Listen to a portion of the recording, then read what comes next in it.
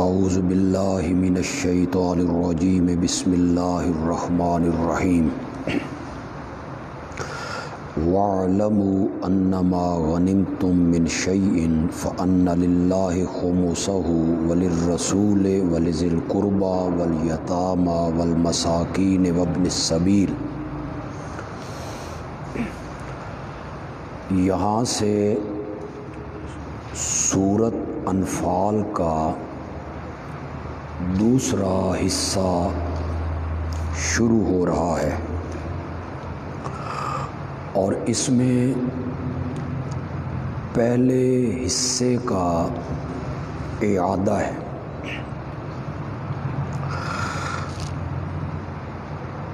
یعنی مال غنیمت اللہ کے حکم کے مطابق تقسیم ہوگا۔ اس کے لیے اس حصے میں 5 علتیں بیان کی جائیں گی۔ پہلے حصے میں 7 علتیں تھیں اور دوسرا مضمون ہے قوانین جنگ۔ یہاں 7 قوانین جنگ بیان ہوں گے۔ پہلے حصے میں قوانین جنگ 5 تھے جی۔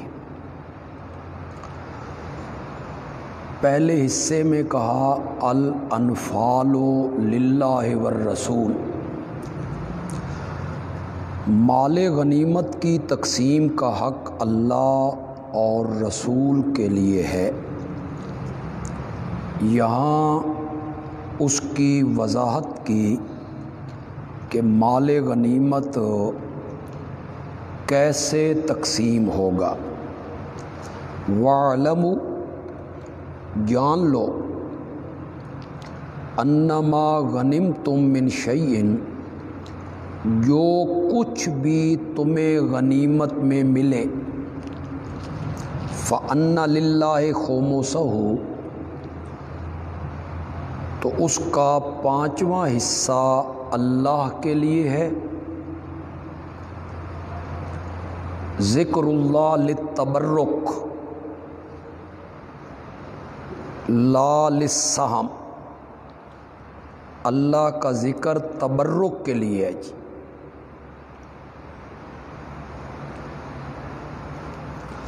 یا معنی یہ ہوگا کہ 5واں حصہ اللہ کے حکم کے مطابق دے دو۔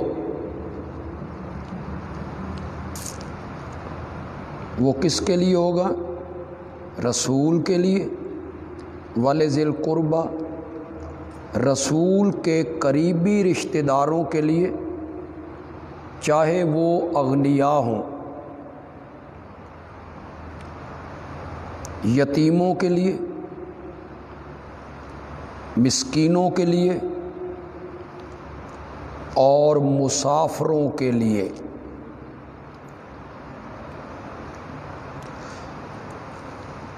مال غنیمت کا جو 5واں حصہ ہے اسے الگ نکال دیا جائے گا۔ وہ کس کو ملے گا؟ اللہ کے نبی کو، اللہ کے نبی کے قریبی رشتہ داروں کو، یتیموں کو، مسکینوں کو، مسافروں کو۔ ان کان ذا حاجت، اگر یہ حاجت مند ہیں تو 5ویں حصے میں سے ان کو دیا جائے گا۔ باقی 4 حصے مجاہدین میں تقسیم ہو جائیں گے، بئی طور کہ سوار کے لیے 2 حصے اور پیدل مجاہد کے لیے 1 حصہ۔ ان کنتم آمنتم باللہ، ہمارے اس حکم پہ عمل کرو اگر تم ایمان رکھتے ہو اللہ پر اور اس چیز پر جو ہم نے اتاری اپنے بندے پر فیصلے کے دن یوم التقل جمعان، جس دن لڑی تھیں دو جماعتیں۔ یہ یوم الفرقان یوم بدر ہے جی، جس دن اللہ نے حق و باطل کے درمیان فرق کر دیا، فیصلہ کر دیا۔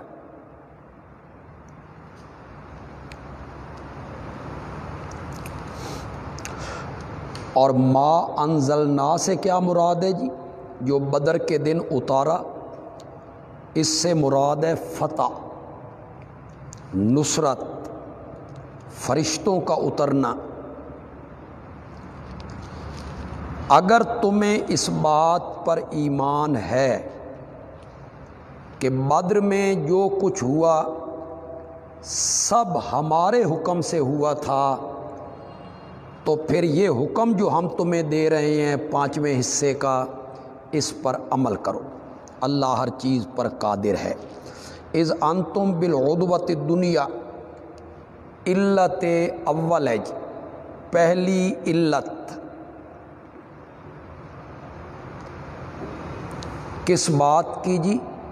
کہ مال غنیمت اللہ کے حکم کے مطابق تقسیم ہوگا، اس کی پہلی وجہ بیان ہو رہی ہے۔ وہ وقت یاد کرو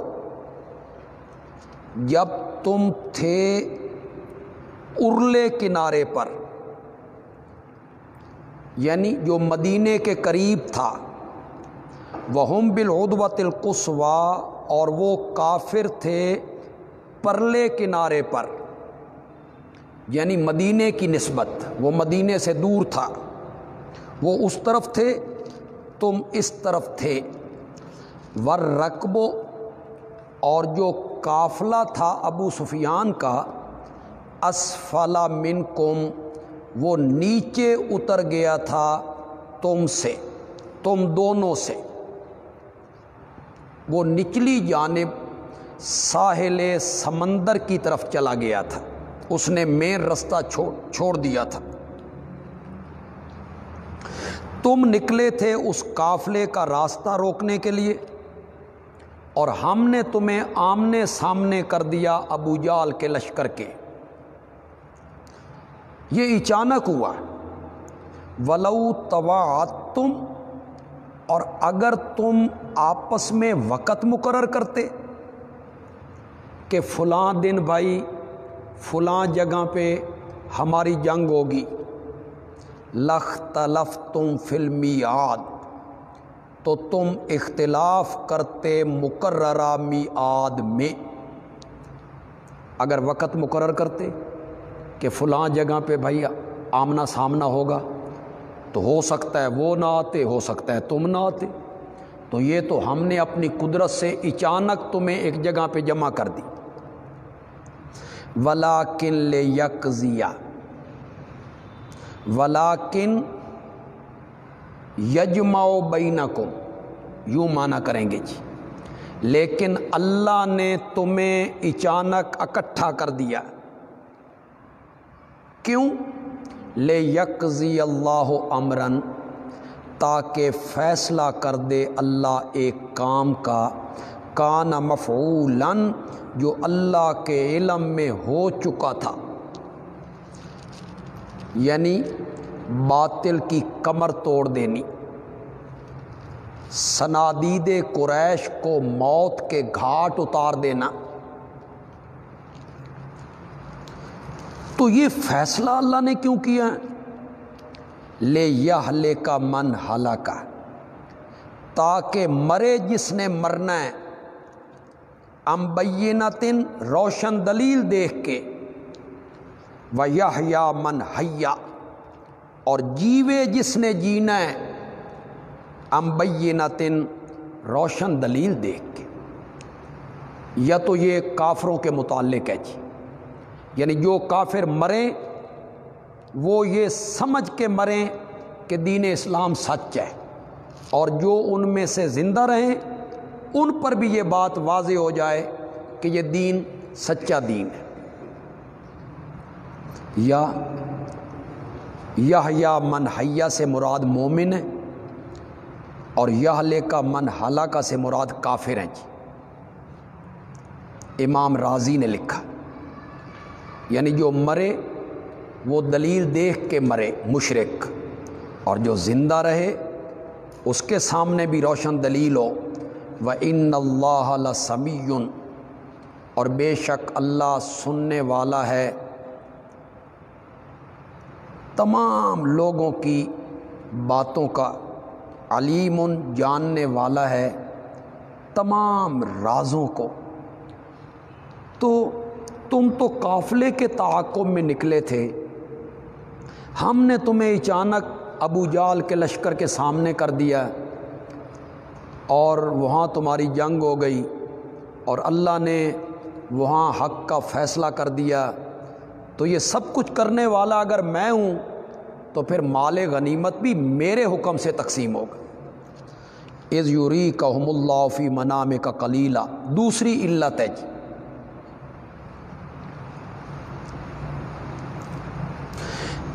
جب دکھائے تجھے ہم وہ کافر، اللہ نے فی منامک تیری نیند میں، خواب میں، قلیلاً تھوڑے، اللہ نے نبی پاک کو خواب میں دکھایا کہ کافر تھوڑے ہیں۔ کیوں؟ انجام کے لحاظ سے انہوں نے تھوڑا ہونا تھا۔ یہ جتنے بدر میں آئے کھڑے تھے ان میں سے اکثریت تو دائرہ اسلام میں داخل ہو گئی تھی، انجام کے لحاظ سے یہ تھوڑے ہی تھے۔ وَلَوْ أَرَاكَهُمْ كَثِيرًا، اور اگر اللہ دکھاتا تجھے وہ کافر بہت، اور آپ مسلمانوں کو بتاتے کہ میں نے خواب میں دیکھا ہے کہ وہ کافر بہت ہیں، لَفَشِلْتُمْ، تو تم سست پڑ جاتے۔ شاہ ولی اللہ صاحب نے بزدلی کا معنی کی۔ وَلَتَنَازَعْتُمْ فِي الْأَمْرِ، فی الامر فی امر القتال، اور تم جھگڑتے قتال کے معاملے میں، پھر تم جھگڑتے کہ بہت زیادہ ہیں جی، پہلے تیاری کریں جی، کوئی ہتھیار خریدیں جی۔ وَلَٰكِنَّ اللَّهَ سَلَّمَ، لیکن اللہ نے بچا لیا، بزدلی سے بھی بچا لیا، جھگڑے سے بھی بچا لیا۔ اِنَّهُ عَلِيمٌ بِذَاتِ الصُّدُورِ، وہ سینوں کے راز جاننے والا ہے۔ تو اس طرح کافروں کو نبی کی نگاہ میں خواب میں کم دکھایا۔ نبی پاک نے صحابہ کے سامنے ذکر کیا کہ وہ تو تھوڑے ہیں، تو صحابہ نے پھر جرأت سے مقابلہ کیا، تو یہ سب کچھ کرنے والا میں ہوں، تو پھر مال غنیمت بھی میرے حکم کے مطابق تقسیم ہوگا۔ وَإِذْ يُرِيكُمُوهُمْ، تیسری علت ہے،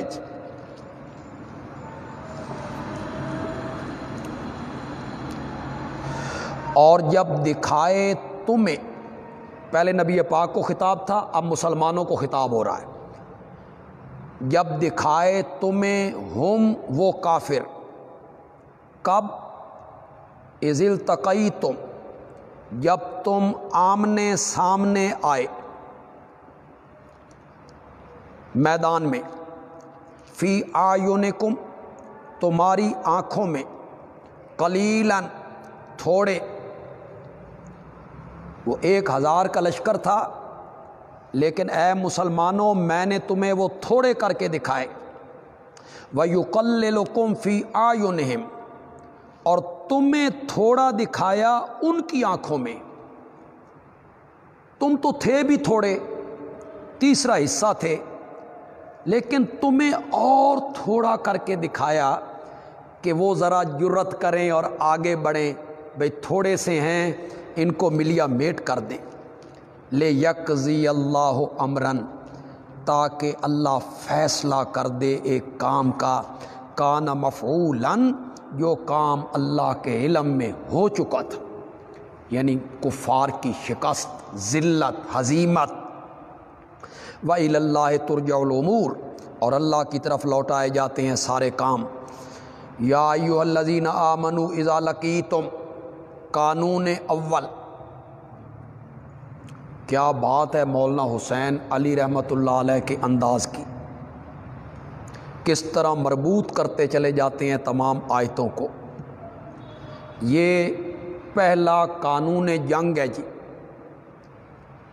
اے ایمان والو، اذا لقیتم فئۃ، جب تم ملو کسی جتھے کو، یعنی میدان جنگ میں، فثبتوا، تو ثابت قدم رہو، واذکروا اللہ، اور اللہ کو یاد کرو، یعنی فتح و نصرت کے لیے اللہ کے آگے گڑ گڑاؤ، دعائیں مانگو، لعلکم تفلحون، تاکہ تم کامیاب ہو جاؤ، واطیعوا اللہ، اور اللہ کی اطاعت کرو اور اس کے رسول کی اطاعت کرو، ولا تنازعوا، نہ آپس میں جھگڑو ایک دوسرے کے ساتھ اور نہ اپنے امیر کے ساتھ،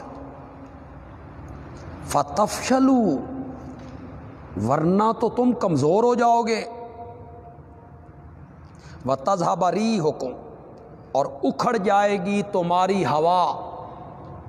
ری سے مراد قوت ہے جی، تمہاری شان و شوکت، دبدبہ۔ جب تم آپس میں لڑو گے، آپس میں جھگڑو گے، تنازعات میں مبتلا ہوو گے،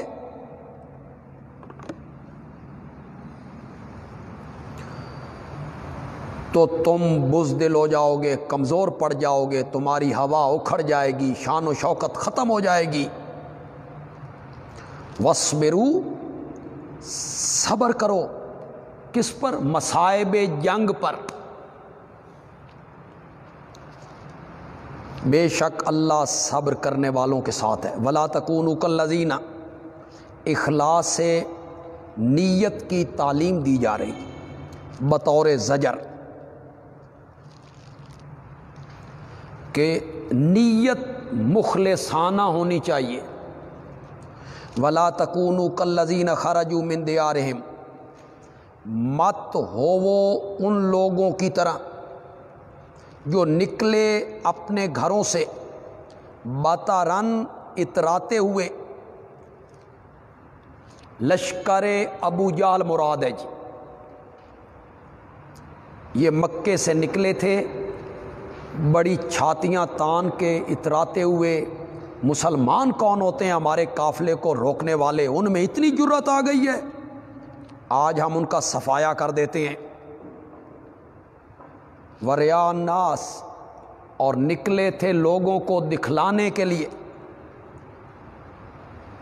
وَيَصُدُّونَ عَن سَبِيلِ اللَّهِ، اور کردار ان کا یہ ہے کہ روکتے ہیں اللہ کی راہ سے۔ وَاللَّهُ بِمَا يَعْمَلُونَ مُحِيطٌ، اور اللہ ان کے اعمال کو گھیرنے والا ہے۔ ایسے لوگ اللہ کے احاطہ علم میں ہیں۔ وَإِذْ زَيَّنَ لَهُمُ الشَّيْطَانُ أَعْمَالَهُمْ، علت چہارم، رابع، چوتھی علت ہے جی۔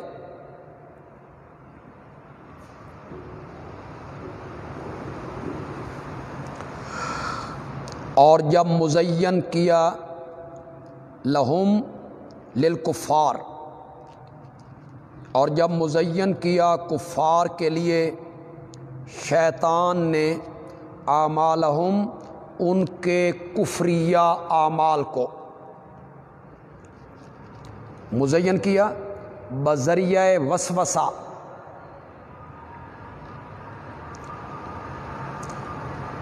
وقال، اور شیطان کہنے لگا، لا غالب لکم اليوم، آج تم پر لوگوں میں سے کوئی بھی غالب آنے والا نہیں، تمہارا جتھا بڑا ہے، اسلحہ بڑا ہے، قوت بڑی ہے، اور انی جار لکم، اور میں تمہارا رفیق ہوں۔ جار، شاہ ولی اللہ صاحب نے میں نے کیا مدد کنندہ، میں بھی تمہارے ساتھ ہوں۔ فلما تراءت الفئتان، پھر جب آمنے سامنے آئیں دونوں فوجیں، ادھر سے کفار آئے ادھر سے مسلمان آئے،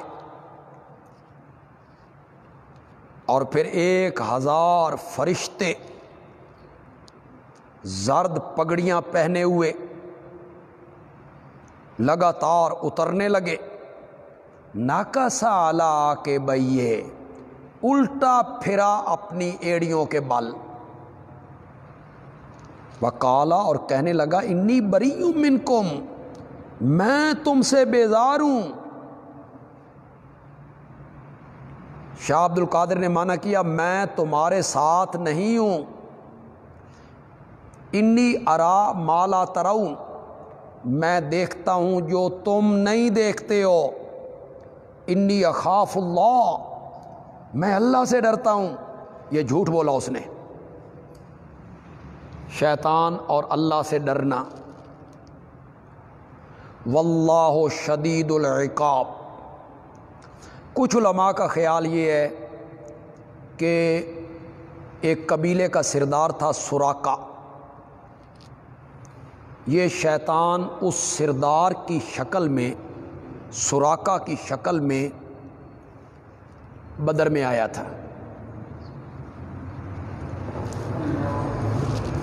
مشرکین کو ملا، کفار کو ملا، انہیں کہا میں تمہارے ساتھ ہوں، میرا قبیلہ پورا آ رہا ہے، لشکر آ رہا ہے، آج تم پر غالب آنے والا کون ہے؟ فرشتے اترے، اس نے دیکھے تو یہ الٹا بھاگا۔ کچھ علماء کا یہ خیال ہے، تفسیر خازن نے لکھا، لیکن امام رازی نے تفسیر کبیر میں اور کشاف والے نے لکھا کہ یہ خود نہیں آیا، زینہ سا مراد ہے وسوسہ الیہم، یعنی ان کے ذہن میں یہ بات ڈالتا تھا کہ تمہاری قوت بڑی ہے، طاقت بڑی ہے۔ اللہ کہتے ہیں اس دن تو ان کے پاس جتھا تھا، قوت تھی، طاقت تھی، اسلحہ تھا، شیطان کے وسوسے تھے،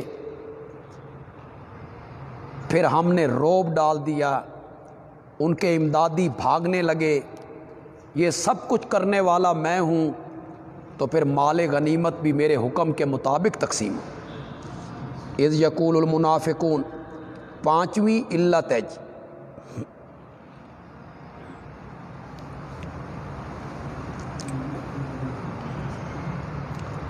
جب کہا منافقوں نے، والذین فی قلوبہم مرض، اور ان لوگوں نے جن کے دلوں میں بیماری ہے نفاق والی،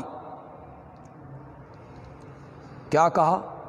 غر ہؤلاء دینہم، دھوکے میں ڈال دیا ہے ہؤلاء ان مسلمانوں کو، دینہم ان کے دین نے۔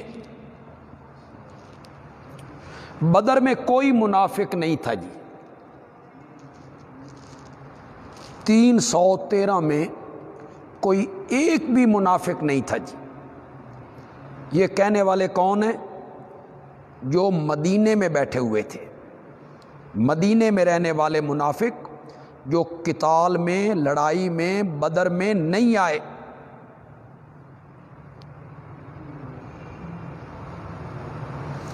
انہوں نے مدینے میں بیٹھ کے کہا، جب انہیں خبر پہنچی بھئی قافلہ تو نکل گیا ہے، ابو جہل کا لشکر 1000 کا لے کر آ گیا ہے، اور یہ 313 ہیں، نہ تلواریں ہیں نہ تیر ہیں، تو وہ بیٹھ کے کہتے ہیں پھر ان کے دین نے ان کو بھائی دھوکے میں ڈالا ہے، یہ کیا سمجھ رہے ہیں؟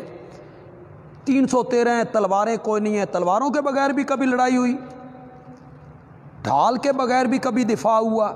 یہ بکواس کرنے لگے، دھوکے میں ڈال دیا ہے ان مسلمانوں کو ان کے دین نے۔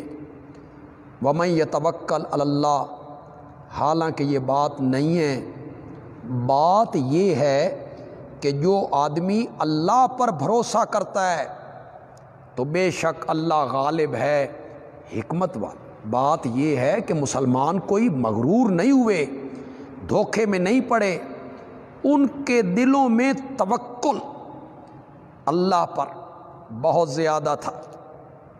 وَلَوْ تَرَىٰ إِذْ يَتَوَفَّى الَّذِينَ كَفَرُوا، تخویف اخرویہ ہے جی۔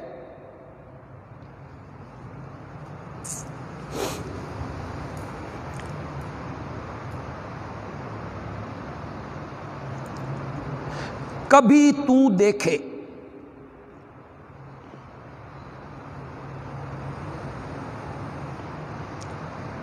شاہ ولی اللہ صاحب میں نہ کرتے ہیں تعجب می کر دی،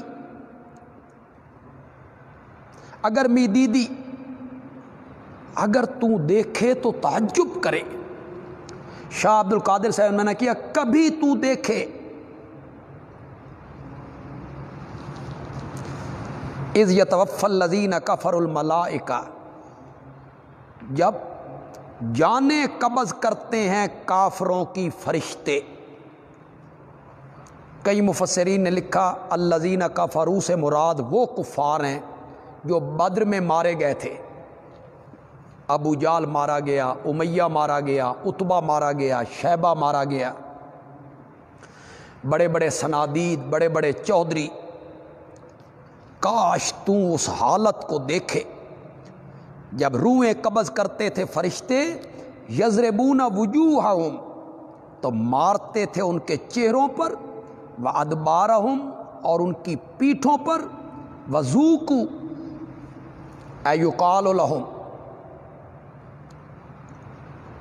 ان سے کہا جاتا تھا ذوقوا عذاب الحریق، چکھو جلنے کا عذاب۔ ذالک بما قدمت ایدیکم، یہ سزا ہے ان اعمال کی جو تمہارے ہاتھوں نے آگے بھیجا۔ بما شرک، تم مشرک تھے۔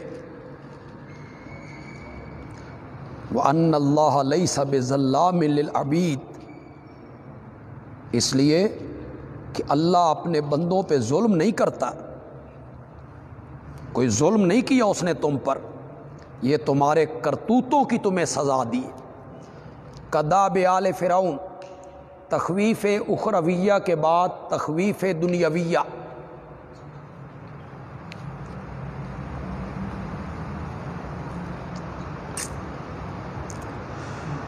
کداب آل فرعون اصل میں تھا دابہم کداب آل فرعون، یہ خبر ہے مبتدا محذوف کی۔ دابہم کداب آل فرعون، حالت ان کی مثل حالت فرعونیوں کے ہے۔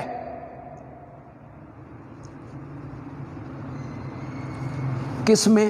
تکذیب میں، جس طرح وہ کفر کرتے رہے، وہ جھٹلاتے رہے، یہ بھی اسی طرح کفر کرتے رہے، جھٹلاتے رہے۔ یا جو گت ان کی بنی تھی نا، وہی گت ان کی بھی بنے گی، اس معنی میں حالت ان کی مثل حالت فرعونیوں کے، جو سزا انہیں ملی تھی نا، انہیں بھی اس طرح کی سزا ملی۔ حالت ان کی مثل حالت فرعونیوں کے ہے، والذین من قبلہم، اور ان کافروں کی طرح ہے جو فرعونیوں سے پہلے ہوئے، قوم نوح، قوم عاد، قوم سمود، قوم مدین۔ کفروا بآیات اللہ، انہوں نے اللہ کی آیتوں کا انکار کیا۔ فأخذہم اللہ بذنوبہم، اللہ نے انہیں پکڑ لیا ان کے گناہوں کی وجہ سے۔ ان اللہ قوی، جملہ تعلیلیہ ہے، اللہ پکڑ سکتا ہے، بے شک اللہ زور آور ہے، سخت عذاب کرنے والا ہے۔ انہیں پکڑا فرعونیوں کو، انہیں بھی پکڑ لی۔ ذالک بأن اللہ، یہاں دو لفظ لکھیں گے جی، ذالک البیان لتستیقنوا،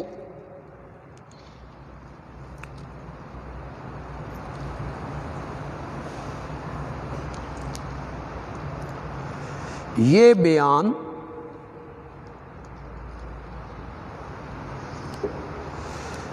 یہ جو ہم بیان کر رہے ہیں یہ بیان اس لیے کہ تم یقین کر لو، یہ معنی ہوگا جی۔ یہ بیان کہ فرعونیوں کو پکڑا، پہلے مال دیا، سلطنت دی، قوت دی، طاقت دی، حکومت دی، زمینیں، باغات، پھر پکڑ لیا، ہر چیز چھین لی۔ یہ بیان اس لیے تاکہ تم یقین کرو کس بات کا؟ ان اللہ لم یک مغیرن، بے شک اللہ نہیں بدلنے والا کسی نعمت کو، انعمہا علی قوم، جو اس نے کسی قوم پہ کی ہے، یعنی خوشحالی دی ہے، صحت دی ہے، جوانی دی ہے، مال دیا ہے، اس نعمت کو اللہ بدلتا نہیں ہے، حتی یغیروا ما بانفسہم، یہاں تک کہ وہ خود بدل ڈالیں اپنے آپ کو، یعنی نافرمانی کرنے لگ جائیں، ناشکری کرنے لگ جائیں، تو اپنے آپ کو وہ بدل ڈالیں، تو پھر ہم بھی اپنی نعمتیں واپس لے لیا کرتے ہیں۔ وَأَنَّ اللَّهَ سَمِيعٌ عَلِيمٌ، اور یقیناً اللہ سننے والا ہے، جاننے والا ہے۔ کداب آل فرعون، التقریر للتاکید، پھر اسی بات کو دہرایا فرعون کی حالت کو، کیوں؟ تاکید کے لیے۔ حالت ان کی مثل حالت فرعونیوں کی ہے، اور جو ان سے پہلے ہوئے، انہوں نے تکذیب کی تھی اپنے رب کی آیات کی۔ فَأَهْلَكْنَاهُمْ بِذُنُوبِهِمْ، ہم نے ان کو ہلاک کر دیا تھا ان کے گناہوں کی وجہ سے۔ وَأَغْرَقْنَا آلَ فِرْعَوْنَ، اور ہم نے فرعونیوں کو غرق کر دیا تھا۔ وَكُلٌّ كَانُوا ظَالِمِينَ، ہم نے کوئی زیادتی نہیں کی تھی ان کے ساتھ، وہ سارے کے سارے ظالم تھے۔ یہی حال ان مشرکین کا ہے، کفر میں، تکذیب میں، انہیں بھی وہی سزا دیں گے۔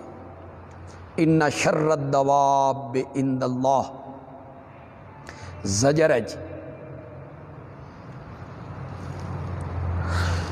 تمام جانداروں میں سے بدتر جانور اللہ کے ہاں وہ لوگ ہیں جنہوں نے کفر کیا۔ فَهُمْ لَا يُؤْمِنُونَ، پس وہ نہیں مانتے، کفر پہ ڈٹے ہوئے ہیں، نہیں مانتے ہیں۔ اللہ کی پوری خلقت میں سب سے برے لوگ یہی ہیں، الذین عاہدت، وہ یہ الذین کفروا فہم لا یؤمنون، اس کی وضاحت ہو رہی ہے، وہ جنہوں نے آپ سے عہد باندھا، منہم، ان میں سے،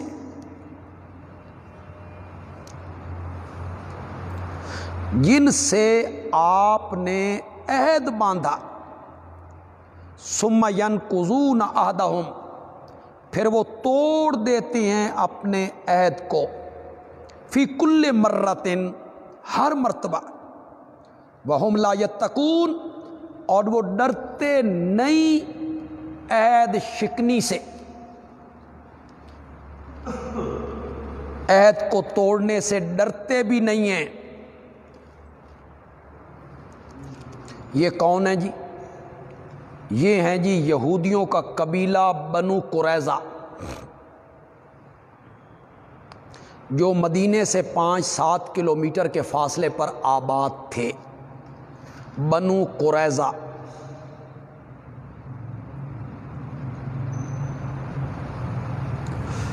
ان کے ساتھ مسلمانوں کا عہد ہو گیا تھا کہ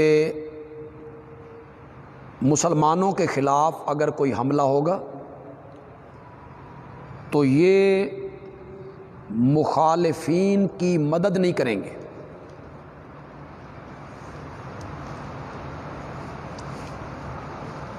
چنانچہ بدر کی لڑائی میں بنو قریظہ نے مشرکین کو اسلحہ فراہم کیے، ان کی مدد کی، اس معاہدے کو توڑ دیا، پھر معافی مانگ لی، غلطی ہو گئی ہے چھوڑ دیں، آپ نے معاف کر دی. پھر خندق میں انہوں نے دوبارہ معاہدہ توڑا. سورت احزاب میں آپ نے پڑھ لیا ہوگا، جی پڑھا ہے نا؟ سورت احزاب میں یہ سارا واقعہ آپ نے پڑھ لیا ہوگا. دوبارہ معاہدہ انہوں نے توڑ دی، پھر ان کا محاصرہ ہو گیا. کتنے دن محاصرہ جاری رہا، پھر فیصلہ ہو گیا کہ ان کے مردوں کو قتل کر دیا جائے، بچوں کو غلام، عورتوں کو لونڈیاں. تقریباً 650 یہودی ایک دن میں قتل کیے گئے، مار دیے. بنو قریظہ اس کی طرف اشارہ ہو رہا. تمام ڈنگروں سے بڑے ڈنگر یہی لوگ ہیں. فَإِمَّا تَسْقَفَنَّهُمْ فِي الْحَرْبِ دوسرا قانون ہے جی.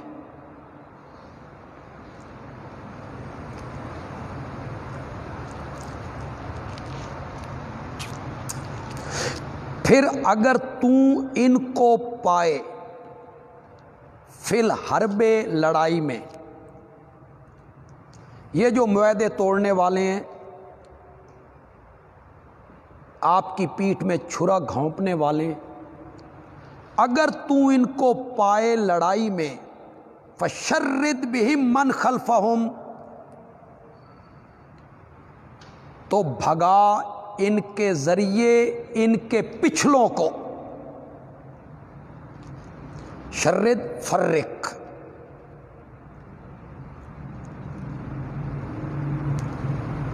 یعنی ایسی سزا دے ان کی نسلیں یاد رکھیں. یہ ہے من خلفہم، ان کی نسلیں یاد رکھیں. یا من خلفہم سے مراد ہے جو ان کے امدادی ہیں، پیچھے ان کے مددگار ہیں نا، انہیں بھی سبق ملے. لعلہم یذکرون، شاید کہ وہ عبرت پکڑے. تو بنو قریظہ نے 2 مرتبہ معاہدے کو توڑ دیا. بدر میں توڑا، پھر احد میں توڑ دیا. اس کی نسبت سے اللہ کہہ رہے ہیں وَإِمَّا تَخَافَنَّ مِن قَوْمٍ خِيَانَةً، اور اگر آپ خوف کریں کسی قوم سے، خیانتاً دھوکے کا، دغا بازی کا. قوم سے مراد وہ قوم ہے جس سے آپ کا کوئی معاہدہ ہوا ہے اور آپ خوف کرتے ہیں کہ یہ معاہدہ توڑ دیں گے یا توڑنے والے ہیں. فَانبِذْ إِلَيْهِمْ، تو میرے پیغمبر تو پھینک دے وہ معاہدہ ان کی طرف. علی سواء، واضح طور پر. نیلوی صاحب نے معنی کیا مساوات کو ملحوظ رکھ کر. مطلب کیا ہے؟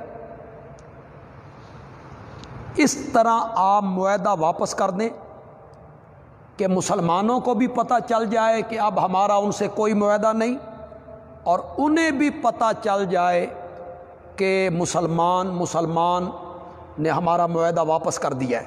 یہ ہے علی سواء، علم میں برابر ہو جاؤ. ان اللہ لا یحب الخائنین، کیونکہ اللہ دغا بازوں کو پسند نہیں کرتا. تو آپ نے بھی معاہدہ توڑنا ہے تو دھوکے سے نہیں توڑنا، بلکہ واضح طور پہ توڑنا ہے تاکہ ان پر واضح ہو جائے کہ مسلمانوں نے اپنا معاہدہ واپس کر دیا. وَلَا يَحْسَبَنَّ الَّذِينَ كَفَرُوا، اور نہ سمجھے کافر لوگ، سبقوا، کہ وہ بھاگ نکلیں گے؟ انہم لا یعجزون، بے شک وہ عاجز نہیں کر سکتے، اللہ سے بھاگ نہیں سکتے۔ وَأَعِدُّوا لَهُم مَّا اسْتَطَعْتُمْ، تیسرا قانون ہے جی، قانون ثالث،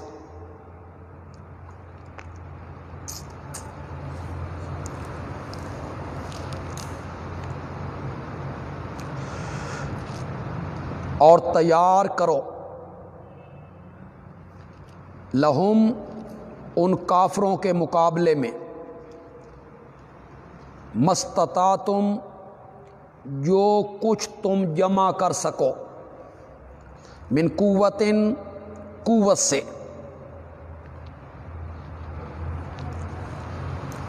قوت سے مراد کیا ہے جی؟ جنگی سامان،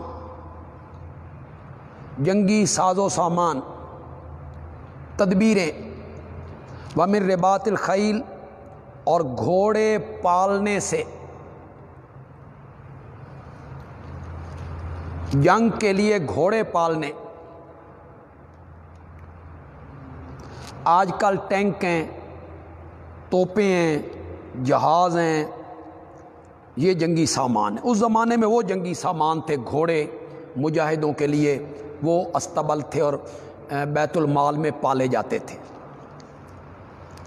تو جتنی قوت ہے جمع کرو، تلواریں ہیں، تیر ہیں، ڈھالیں ہیں، گھوڑے ہیں۔ ترہبون بھی عدو اللہ،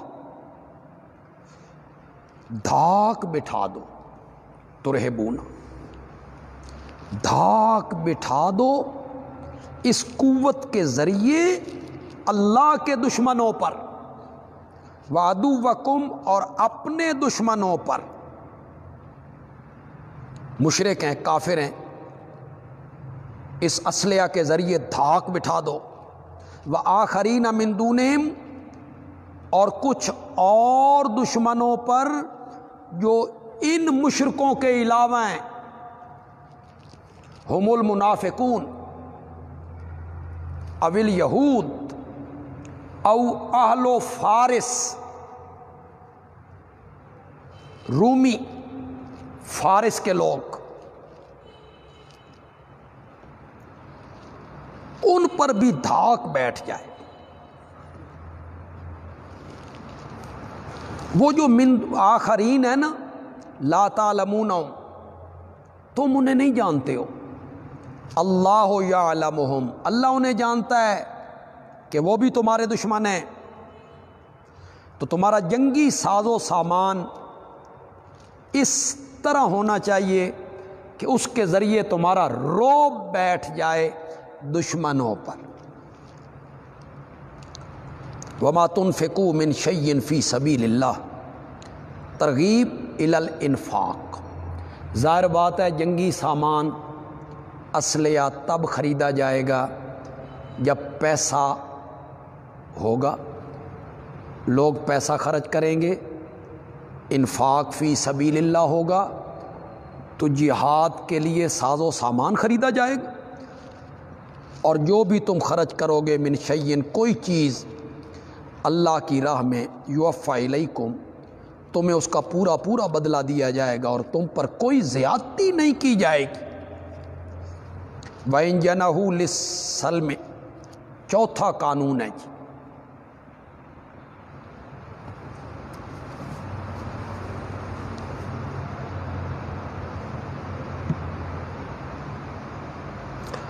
اور اگر وہ جنحو جھکیں، للسلم، صلح کے لیے، یعنی کفار اور مشرکین ہتھیار پھینک دیں، صلح کرنا چاہیں، فجنا لہا، تو آپ بھی اس صلح کے لیے مائل ہو جائیں۔ اگر مصلحت سمجھیں، امر وجوب کے لیے نہیں ہے جی، اباحت کے لیے، ضروری نہیں ہے کہ آپ جھکیں، مائل ہوں۔ اگر مصلحت سمجھیں کہ ٹھیک ہے تو پھر آپ بھی مائل ہو جائیں۔ وتوکل علی اللہ، اس صلح میں اگر ان کے دل میں کوئی خباثت ہے تمہیں نقصان پہنچانے کی تو اللہ پہ بھروسہ رکھ، انہ هو السمیع العلیم، جملہ تعلیلیہ ہے، اس لیے کہ وہی ہے ہر ایک کی پکار کو سننے والا، اور وہی ہے ہر ایک کی حالت کو جاننے والا۔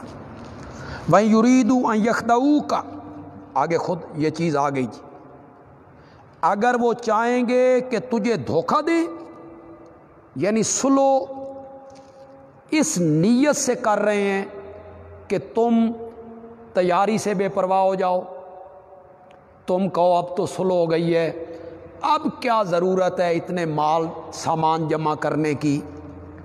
اگر وہ چاہیں گے کہ تجھے دھوکہ دیں تو میرے پیغمبر کوئی پرواہ نہ کر، فَإِنَّ حَسْبَكَ اللَّهُ، بے شک اللہ تجھے کافی ہے،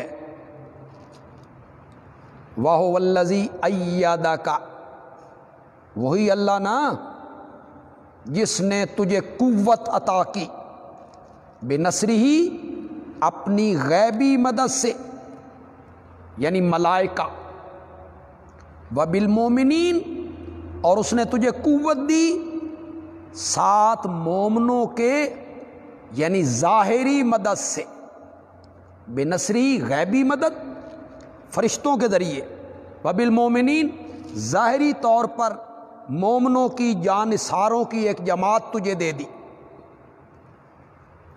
وَأَلَّفَ بَيْنَ قُلُوبِهِمْ، اور الفت ڈال دی ان کے دلوں کے درمیان، وہی اللہ تیری مدد کرے گا، وہی اللہ تیری مدد کرے گا جس نے الفت ڈال دی ان کے دلوں کے درمیان۔ مدینے کے دو قبیلے تھے جی، اوس اور خزرج، بڑے قبیلے تھے، ان کے مابین 120 سال سے مخالفت چلی آ رہی تھی، 120 سال سے جنگیں ہوتی، لڑائیاں ہوتی، دشمنیاں ہوتی۔ جب نبی اکرم صلی اللہ علیہ وسلم تشریف لائے، یہ دونوں قبیلے مسلمان ہوئے، تو اللہ نے ان دونوں قبیلوں کے درمیان وہ ساری لڑائی ختم کر کے محبت کی فضائیں پیدا کر دی، اس کی طرف اشارہ ہو رہا ہے، الفت ڈال دی ان کے دلوں کے درمیان۔ لَوْ أَنفَقْتَ مَا فِي الْأَرْضِ جَمِيعًا، میرے پیغمبر اگر آپ خرچ کرتے نا جو کچھ زمین میں ہے سارے کا سارا، ان کے مابین الفت ڈالنے کے لیے، ان کے درمیان صلح کروانے کے لیے اگر آپ ساری زمین کا خزانہ خرچ کر دیتے نا، ما الفت بین قلوبہم، آپ ان کے دلوں کے درمیان الفت نہیں ڈال سکتے تھے، ولیکن اللہ الف بینہم، لیکن اللہ نے الفت ڈالی ان کے درمیان، انہ عزیز حکیم، جملہ تعلیلیہ ہے اس لیے کہ وہ غالب ہے، حکمت والا ہے۔ جو اللہ ایسا قادر ہے کہ دو قبیلوں کے درمیان جو اتنے بڑے دشمن ہیں کہ ساری کائنات کا خزانہ خرچ ہو جائے تو صلح نہ ہو، اور اللہ ان کے درمیان الفت ڈال سکتا ہے نا، وہ تجھے بھی مشرکین کے فریب سے بچا سکتا ہے۔ اگر یہ دھوکہ دینا چاہیں تو میں آپ کے ساتھ ہوں۔ یا ایھا النبیو، اے میرے نبی، حسبک اللہ، کافی ہے تجھ کو اللہ، ومن اتبعک، اور ان کو بھی جو تیرے پیروکار ہیں مومن۔ من کا عطف ہے حسبو کا کاف ضمیر پر،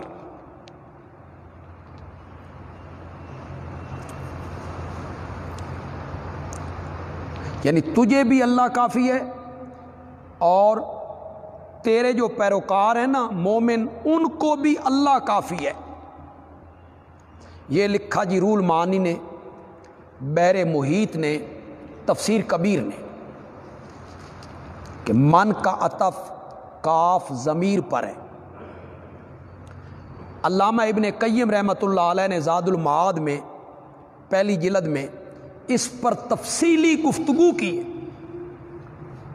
کہ من کا عطف کاف ضمیر پر ہے، معنی یہ ہے تجھے بھی اللہ کافی ہے اور جو تیرے پیروکار مومن ہیں ان کو بھی اللہ کافی ہے۔ اور کچھ لوگوں نے اس کا عطف کیا ہے اللہ پر، معنی یوں کیا ہے کافی ہے تجھ کو اللہ اور کافی ہے تجھ کو وہ مومن جو تیرے پیروکار ہیں۔ اگر یہ مان لے مانا تو پھر ہوگا ظاہری طور پر ما تحت الاسباب، ظاہری طور پر ما تحت الاسباب مومن بھی تیرے لیے کافی ہیں۔ یا ایھا النبیو، یہ 5واں قانون ہے جی، قانون خامس۔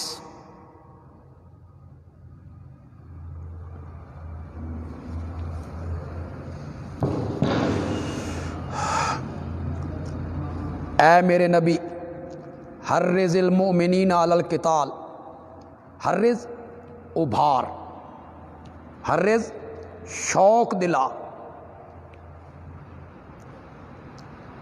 رغبت دلا مومنوں کو علی القتال لڑائی پر، یعنی انہیں شوق دلا، انہیں رغبت دلا، انہیں تیار کر۔ ان یکم منکم، میرا وعدہ ہے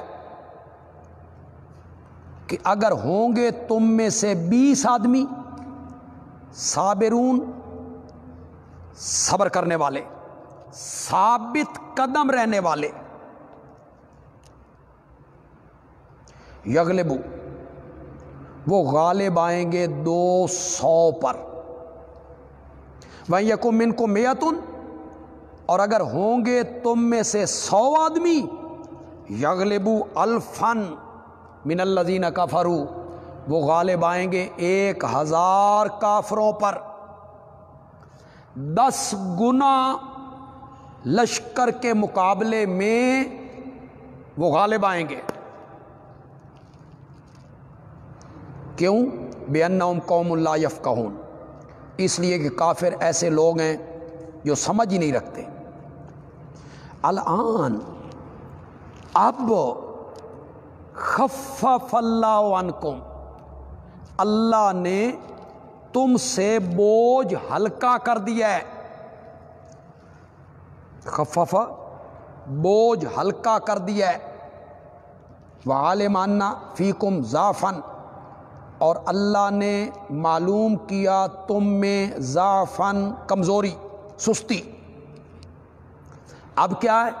فَإِن يَكُن مِّنكُم مِّئَةٌ، پس اگر ہوں تم میں سے 100 آدمی، صابرۃ، ثابت قدم رہنے والے، یغلبوا مئتین، تو وہ غالب آئیں گے 200 پر، وَإِن يَكُن مِّنكُمْ أَلْفٌ، اور اگر ہوں تم میں سے 1000، یغلبوا الفین، تو وہ غالب آئیں گے 2000 پر، بِإِذْنِ اللہ، اللہ کے حکم سے، اور اللہ صبر کرنے والوں کے ساتھ ہیں۔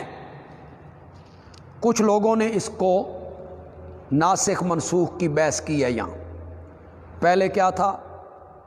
1000، 100، 1000، اب کیا ہے؟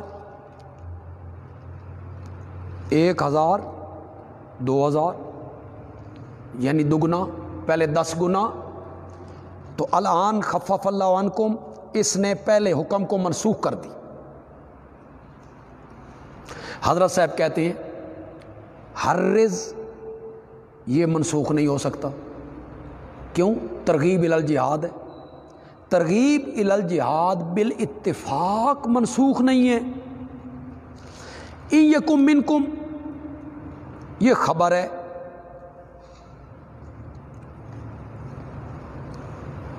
خبر میں نسخ نہیں ہوتا، نسخ تو احکام میں ہوتا ہے۔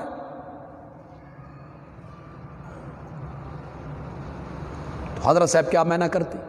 حضرت صاحب کہتے ہیں پہلے شروع میں 20 مسلمانوں پر 200 کافروں سے جنگ کرنا فرض تھا. 20 مسلمان ہو نا اور سامنے 200 کافر ہوں تو 20 مسلمانوں پر وہ جنگ کیا ہو گئی؟ فرض ہو گئی. اس آیت سے فرضیت منسوخ ہو گئی. اب کہا 1000 ہوں گے تو وہ 2000 کے مقابلے میں ان پر جہاد کیا ہو جائے گا؟ فرض ہو جائے گا. تو فرضیت منسوخ ہوئی. حضرت ابن عباس کا ایک قول بھی روح المعانی نے نقل کیا جو اس کی تائید کرتا ہے. ما کان لنبی، چھٹا قانون جی،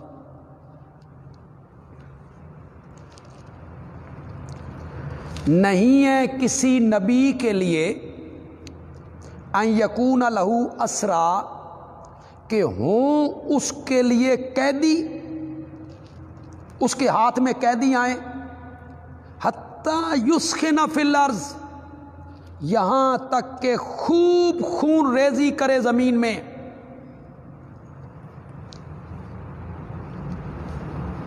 فدیہ لے کے چھوڑ دینا نہیں. نبی کا کام یہ ہے کہ قیدی ہاتھ میں آئیں تو ان کی گردنیں قلم کر دی جائیں. تریدون عرض الدنیا، تم چاہتے ہو دنیا کا سامان یعنی فدیہ.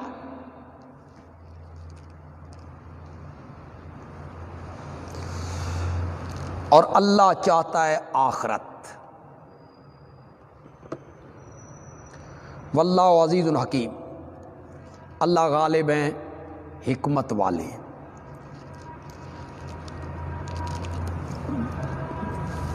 بدر میں 70 کافر قیدی بن گئے تھے جی. ان میں نبی پاک کے چچا عباس بھی ہیں، ان میں آپ کے داماد ابو العاص بھی ہیں، اپنے لوگ ہی قیدی تھے.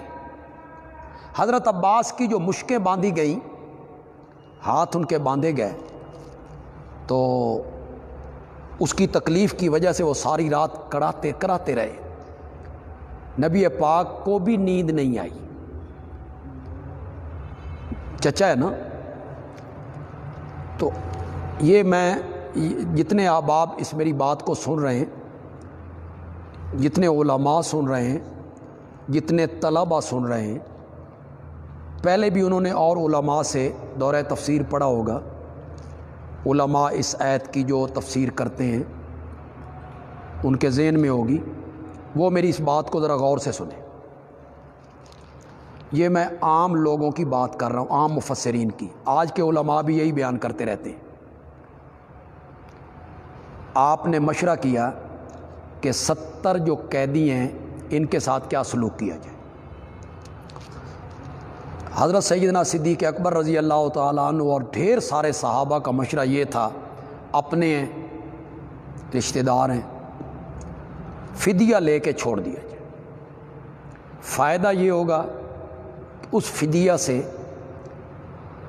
سامان جنگ خریدیں گے، مضبوط ہوں گے، قوت بنے گی، اور ہو سکتا ہے کہ انہیں بھی اللہ ایمان کی توفیق دے دے. حضرت سیدنا عمر رضی اللہ تعالیٰ عنہ، ان کا مشورہ یہ تھا کہ نہیں، انہوں نے جو کرتوت کیے ہیں ان کے ہاتھ اگر ہم لگ جاتے تو یہ ہمیں کبھی معاف نہ کرتے. لہذا جس صحابی کا جو رشتہ دار قیدی ہے اس کے حوالے کیا جائے اور اسے کہا جائے کہ اس کی گردن قلم کر دی. آپ نے یہ مشورہ تسلیم نہیں کیا. حضرت سیدنا صدیق اکبر رضی اللہ تعالیٰ عنہ اور باقی صحابہ والا مشورہ آپ نے مان لی. اس پر آپ کو یہ تنبیہ کی گئی، کسی نبی کا یہ کام نہیں کہ قیدی بنے، وہ فدیہ لے کے چھوڑ دے. اسے تو چاہیے تھا کہ خون ریزی کرتا. تریدون عرض الدنیا، تم دنیا کا سامان چاہتے ہو وہ فدیہ، اور اللہ تو آخرت چاہتا ہے۔ آگے کیا کہا؟ لولا کتاب من اللہ سبقا، اگر نہ ہوتی ایک لکھت حکم اللہ کی طرف سے جو گزر چکا، فی لوح محفوظ، جو اللہ نے لوح محفوظ میں لکھ دیا تھا، کیا کہ بیان کرنے سے پہلے، بتانے سے پہلے کسی کو سزا نہیں دیں گے، یہ اللہ نے لوح محفوظ میں لکھ دیا تھا۔ اگر یہ بات نہ ہوتی نا تو یہ کام جو تم نے کیا تھا نا، اس کے بدلے تمہیں میں بڑا سخت عذاب دے دیتا، لیکن یہ لکھت ہو چکی تھی کہ آگاہ کرنے سے پہلے کسی سے مواخذہ نہیں ہوگا، یا یہ حکم گزر چکا تھا کہ تمہارے لیے غنیمتیں کیا ہیں؟ حلال ہیں، یا یہ حکم گزر چکا تھا کہ اہل بدر میں سے ہم نے کسی کو عذاب نہیں دینا۔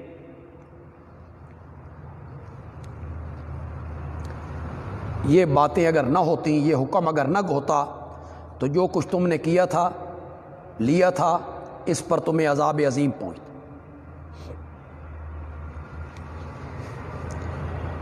کہ یہ تنبیہ فدیہ لینے پہ ہوئی کہ تم نے فدیہ کیوں لیا، چھوڑا کیوں قیدیوں کو؟ تمہیں قیدی چھوڑنے نہیں چاہیے تھے،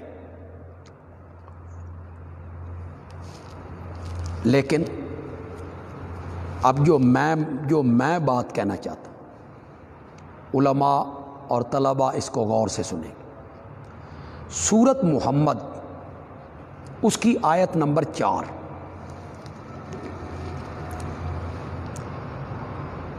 اس میں اللہ اپنے نبی کو یہ اختیار دے چکے ہیں، فَإِمَّا مَنًّا بَعْدُ وَإِمَّا فِدَاءً، اور وہ یہ اس سے پہلے اتری ہے،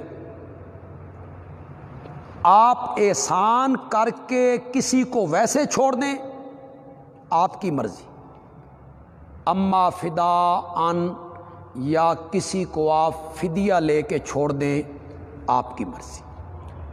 یہ تو اللہ میرے نبی کو اختیار دے چکے، پھر اگر نبی پاک نے فدیہ لے کے چھوڑ دیا ہے، اس پہ تنبیہ کیوں؟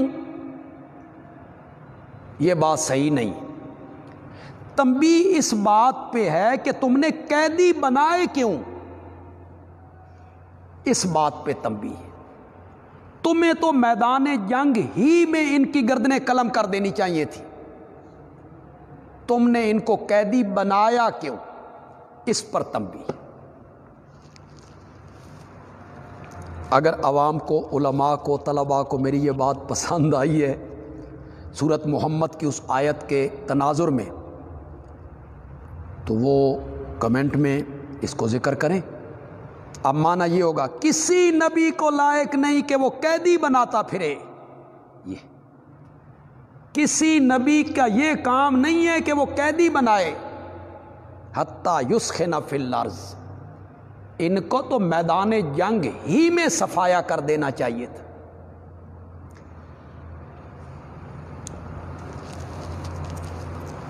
ایک بات جو میرے دل میں اکثر کھٹکتی تھی، آج اللہ نے میرا شرح صدر کی ہے۔ سورۃ آل عمران میں ہم نے پڑھا،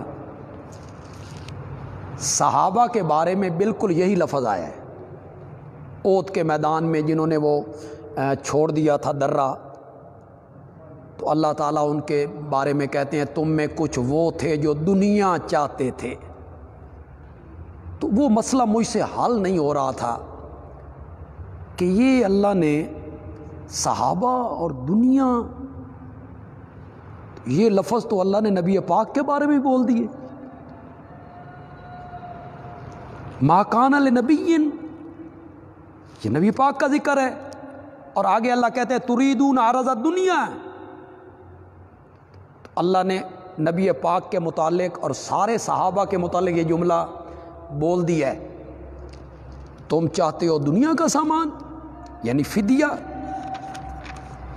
فَكُلُوا مِمَّا غَنِمْتُمْ، اب کھاؤ جو تمہیں غنیمت میں ملا ہے حلال طیب۔ صحابہ پریشان ہو گئے نا بھی یہ فدیہ جو آیا ہے اس پہ تنبیہ ہو گئی ہے، تو فرمایا نہیں اب کھاؤ جو تمہیں غنیمت میں ملا حلال طیب۔ واتقوا اللہ، اللہ سے ڈرو، آئندہ ایسا کام نہیں کرنا، بے شک اللہ بخشنے والے مہربان ہیں۔ یا ایھا النبیو، 7واں قانون ہے جی،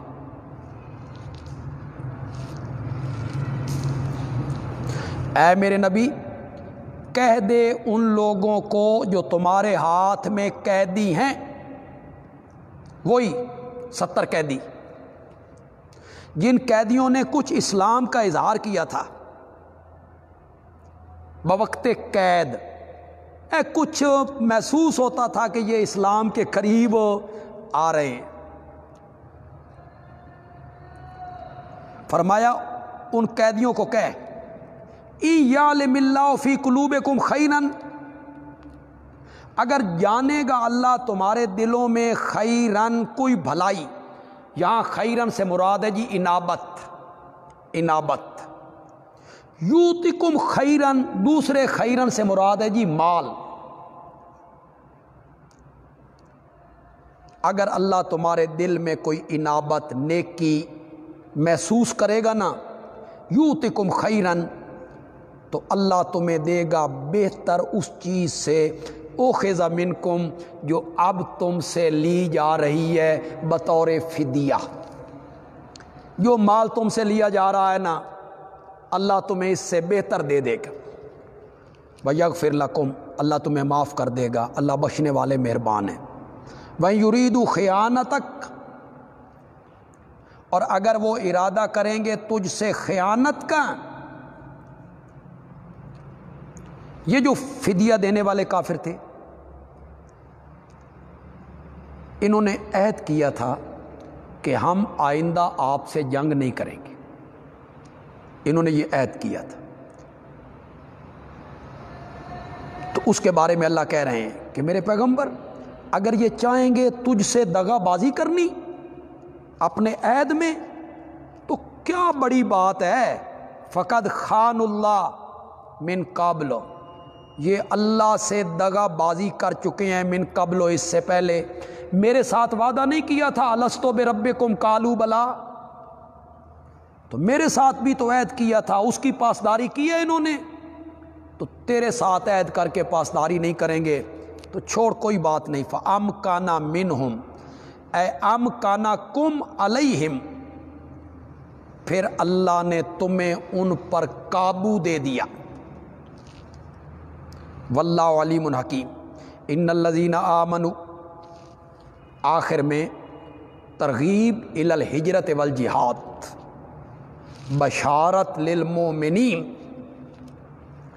ان الذین آمنوا، بے شک جو لوگ ایمان لائے، وہاجروا، اور جنہوں نے ہجرت کی، وجاہدوا باموالہم، اور جنہوں نے جہاد کیا اپنے مالوں کے ذریعے اور اپنی جانوں کے ذریعے، فی سبیل اللہ، اللہ کی راہ میں، یہ مہاجر ہو گئے جی، مکے سے آنے والے لوگ۔ والذین آووا، اور جن لوگوں نے ٹھکانہ دیا ان مہاجروں کو، ونصروا، اور مدد کی، یہ مدینے کے انصار ہو گئے جی، مدینے کے انصار ہو۔ اولئک بعضهم اولیاء بعض، یہ ایک دوسرے کے دوست ہیں۔ کچھ لوگوں نے یہاں ولایت سے مراد وراثت لی ہے جی، کہ یہ نبی پاک نے جو مواخات کرائی تھی نا، ہر مہاجر کو ایک انصاری کا بھائی بنا دیا، تو ان میں وراثت بھی چلتی تھی، کچھ لوگوں نے اس سے وراثت مراد لی، وہ کہتے ہیں کہ یہ آیت منسوخ ہو گئی آخری آیت کے ساتھ، وَأُولُو الْأَرْحَامِ بَعْضُهُمْ أَوْلَىٰ بِبَعْضٍ، وہاں اللہ نے وراثت صرف رشتہ داروں میں قائم کر دی، تو یہ منسوخ ہے۔ حضرت صاحب چونکہ نسخ قرآن کے قائل نہیں ہیں، وہ کہتے ہیں ولایت سے مراد تعاون ہے، نصرت ہے، دینی برادری ہے، ان کی جنگ، ان کی صلح سب ایک ہے۔ والذین آمنوا، اور جو لوگ ایمان لائے، ولم یہاجروا، اور انہوں نے ہجرت نہیں کی۔ ہجرت اس وقت فرض تھی جی۔ ما لکم من ولایتہم من شیء، نہیں ہے تمہارے لیے ان کی رفاقت سے کوئی کام، کوئی غرض، حتیٰ یہاجروا، یہاں تک کہ وہ کیا کریں؟ ہجرت کریں۔ جب تک وہ ہجرت نہیں نہ کرتے تمہارا ان سے کوئی تعلق نہیں۔ وَإِنِ اسْتَنصَرَكُمْ فِي الدِّينِ، اور اگر وہ تم سے مدد مانگیں، کون؟ وہ مومن جنہوں نے ہجرت نہیں کی، اگر تم سے مدد مانگیں فی الدین، دین کے معاملے میں، فعلیکم النصر، تو تم پر لازم ہے مدد کرنا، الا علی قوم، مگر اس قوم کے خلاف مدد نہیں کرنی کہ تمہارے درمیان اور اس قوم کے درمیان میثاقن، کوئی عہد ہے۔ جس کافر قبیلے کے درمیان اور تمہارے درمیان کوئی معاہدہ ہو چکا ہے نا، اگر وہ ان کے خلاف تم سے مدد مانگتے ہیں نا تو پھر مدد نہیں کرنی۔ واللہ بما تعملون بصیر، اور اللہ تمہارے اعمال کو دیکھنے والے ہیں۔ والذین کفروا، اور جن لوگوں نے کفر کیا، بعضهم اولیاء بعض، وہ ایک دوسرے کے دوست ہیں۔ تو یہاں سے کوئی وراثت تو نہیں نا معنی ہو سکتا کہ وہ ایک دوسرے کے وارث ہیں۔ الا تفعلوا، اگر تم یہ کام نہیں کرو گے، کیا؟ مومنوں کی مدد کرنا،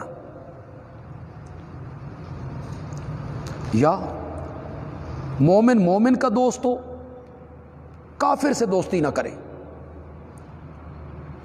اگر تم یہ نہیں کرو گے، یا ایمان کے بعد ہجرت نہیں کرو گے، کوئی سا معنی کر لے، اگر تم یہ نہیں کرو گے، تکن فتنۃ، تو ہوگا زمین میں فتنہ، یعنی شرک ترقی کرے گا، وفساد، اور ہوگا زمین میں فساد، کبیر، بہت بڑا۔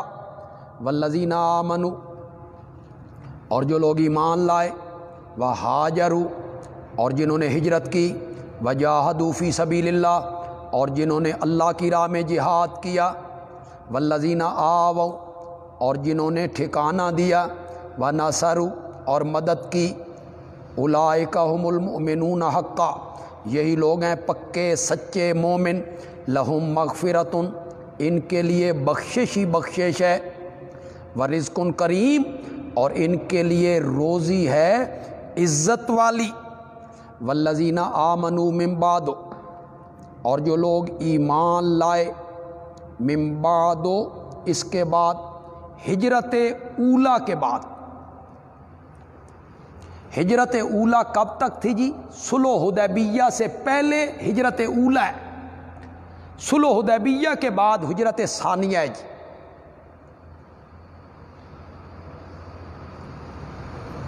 یا من بعد، ہجرت نبویہ کے بعد، نبی پاک کی ہجرت کے بعد وہ ایمان لائے، وہاجروا، اور پھر انہوں نے ہجرت بھی کی، وجاہدوا معکم، اور انہوں نے جہاد کیا تمہارے ساتھ مل کر کافروں سے، فاولئک منکم، وہ لوگ بھی تم ہی میں سے ہیں، صلح اور جنگ میں تم ہی میں سے ہیں، صلح اور جنگ میں۔ واولو الارحام بعضهم اولی ببعض، اور رشتہ دار آپس میں ایک دوسرے کی وراثت کے زیادہ حقدار ہیں۔ فی کتاب اللہ، اللہ کے حکم میں، جب مواخات ہوئی نا جی، تو ہر مہاجر انصاری مہاجر کا وارث ہوتا تھا۔ کیوں؟ ان مہاجرین کے رشتہ دار تو مکے میں تھے اور وہ کافر تھے، اور وہ وارث نہیں بن سکتے تھے، یا مسلمان تھے تو اختلاف دارین کی وجہ سے بھی وہ وارث نہیں بن سکتے، تو وراثت مہاجر انصار کے درمیان چلتی۔ جب وہ بھی ہجرت کر کے آ گئے تو اب انصار مہاجر ان کی وراثت ختم ہو گئی، اب رشتہ داروں کے درمیان وراثت جاری ہوگی۔ ان اللہ بکل شیء علیم، اللہ ہر چیز کو جاننے والے ہیں۔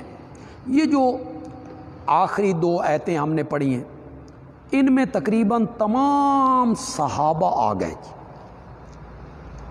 جو شروع میں ایمان لائے، ہجرت کی، جہاد کیا، جنہوں نے مدد کی، ٹھکانہ دیا، جو بعد میں ایمان لائے، ہجرت کی، جہاد کیا، سب کے ساتھ اللہ نے اولئک منکم، اور ان کے بارے میں کہا لہم مغفرۃ، ان کے لیے مغفرت ہے، بخشش ہے، ورزق کریم، اور عزت کی روزی ہے ان کے لیے۔ سورۃ حدید کی آیت نمبر 10 میں اللہ نے جب صحابہ کو دو گروہوں میں تقسیم کیا، فتح مکہ سے پہلے مال خرچ کرنے والے، جہاد کرنے والے، فتح مکہ کے بعد مال خرچ کرنے والے، جہاد کرنے والے، پہلوں کا مقام زیادہ ہے، یہ قرآن نے کہا، لیکن آخر میں کہا وَكُلًّا وعد اللہ الحسنى، فتح مکہ سے پہلے ایمان لانے والے یا فتح مکہ کے بعد ایمان لانے والے، جنت کا وعدہ میں نے سب سے کر لیا، کُلًّا وعد اللہ الحسنى۔ تو فتح مکہ کے دن ابو سفیان ایمان لائے، ہند ایمان لائیں، اکرمہ ایمان لائے، بہت سارے مسلمان ایمان لائے، جنہیں یہ طلقاء کہتے ہیں، اور کہتے ہیں یہ مجبوری کا ایمان تھا۔ میں کہتا ہوں مجبوری کا تھا یا غیر مجبوری کا تھا، اسے آپ چھوڑیں۔ سورۃ حدید کی آیت نمبر 10 کہتی ہے کہ پہلے مومن ہوں یا بعد میں ایمان لائیں، پہلے مال خرچ کریں یا بعد میں مال خرچ کریں، کُلًّا وعد اللہ الحسنى، سب سے ہم نے جنت کا وعدہ کر لی۔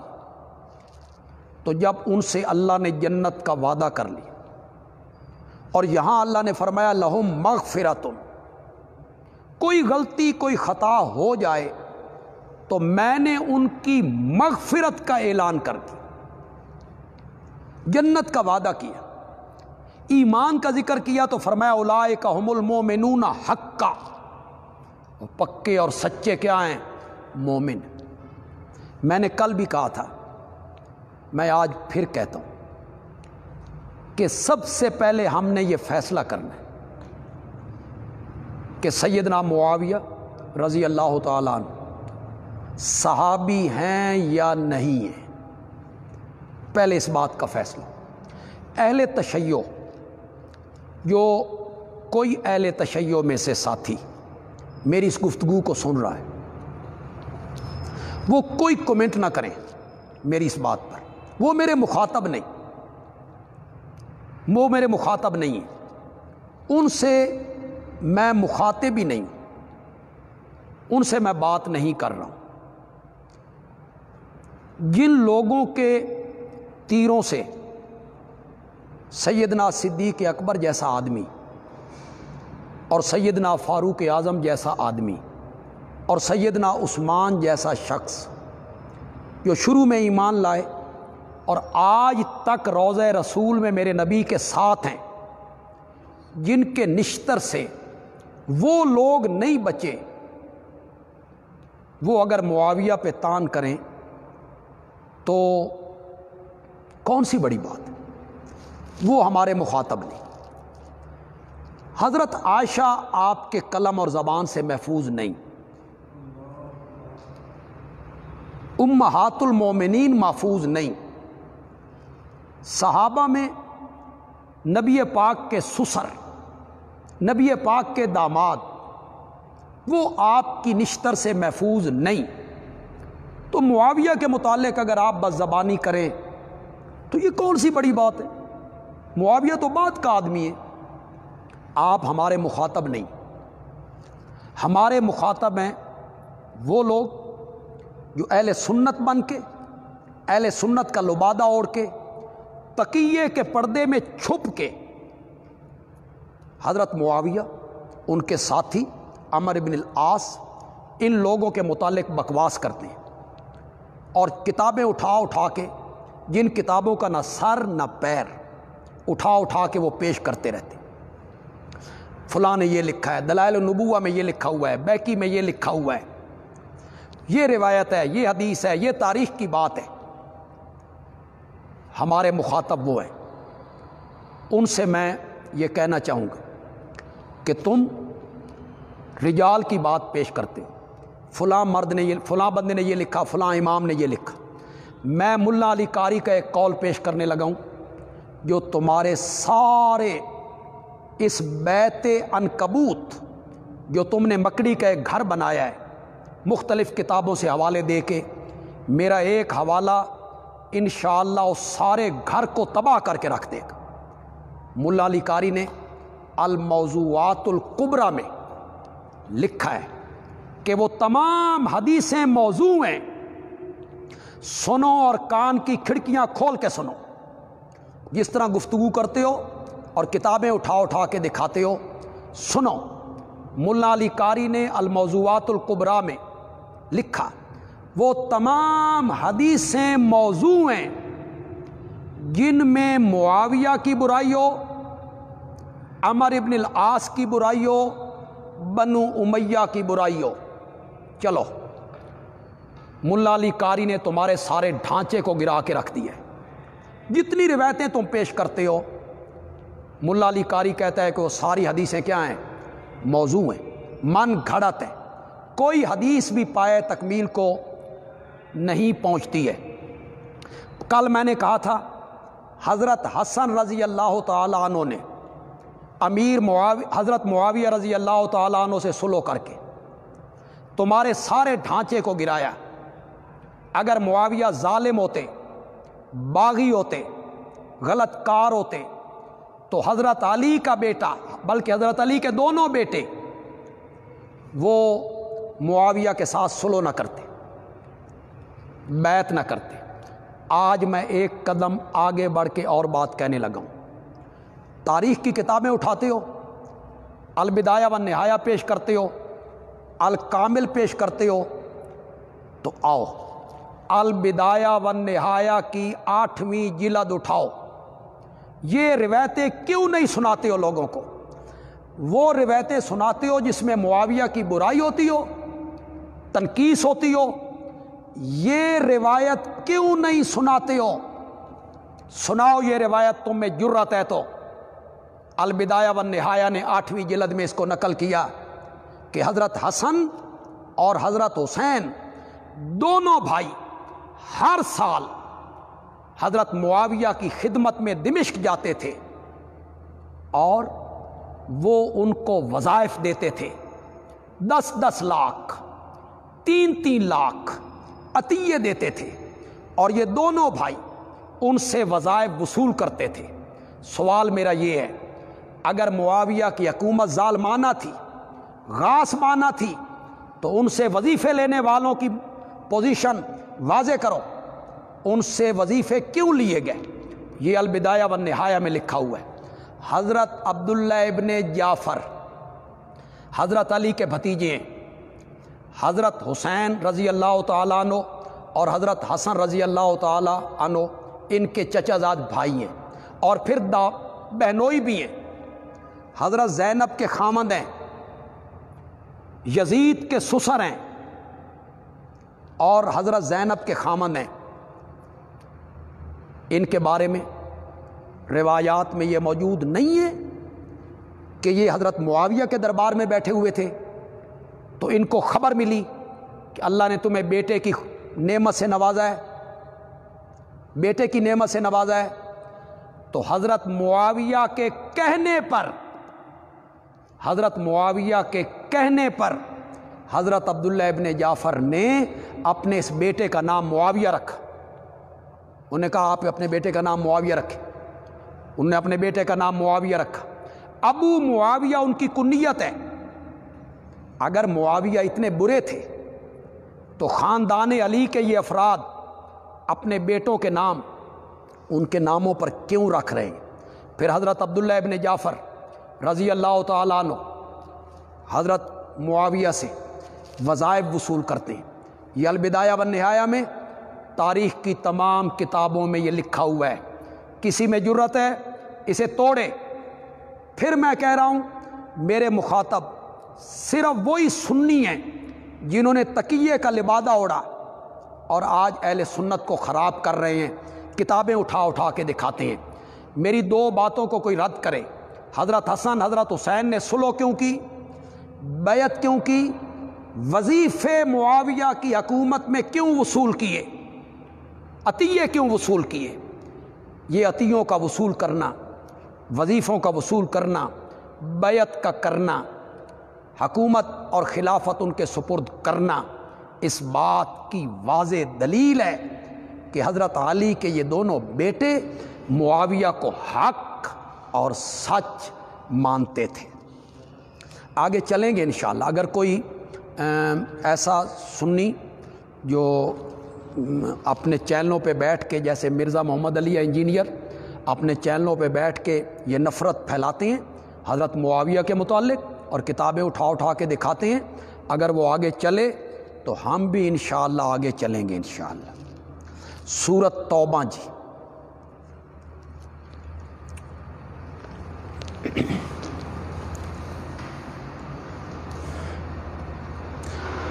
پہلے اس کا نامی ربط، سورۃ توبہ کا نامی ربط۔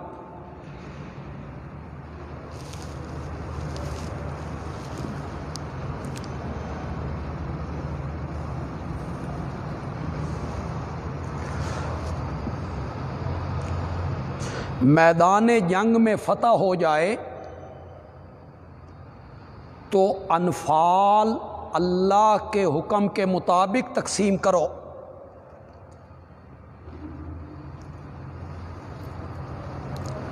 اور اگر وہ توبہ کر لیں تو پھر وہ تمہارے بھائی ہیں۔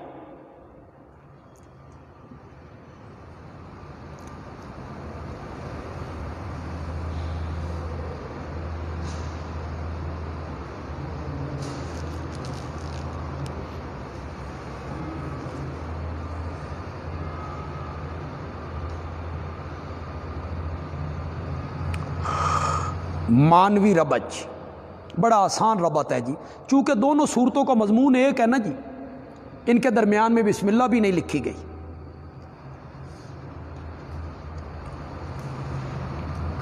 سورۃ انفال میں قوانین جنگ بیان ہوئے،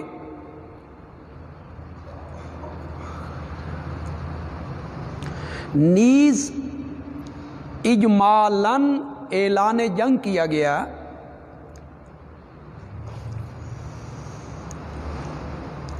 اب توبہ میں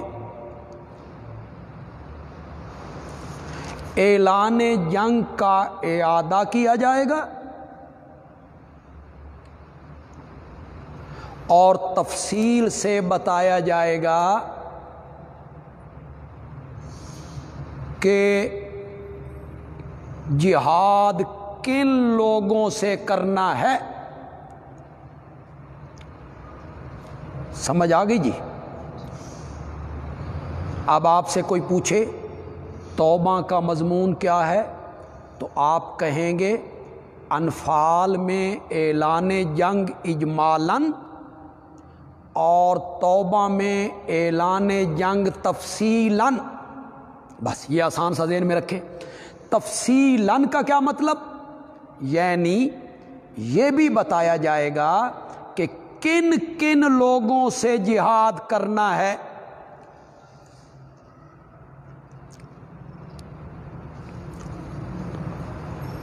خلاصہ لکھیں جی، مضامین کے اعتبار سے سورت کے دو حصے ہیں جی۔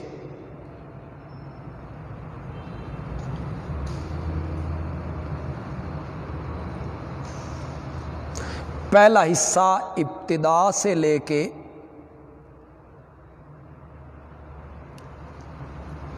آیت نمبر 37 تک،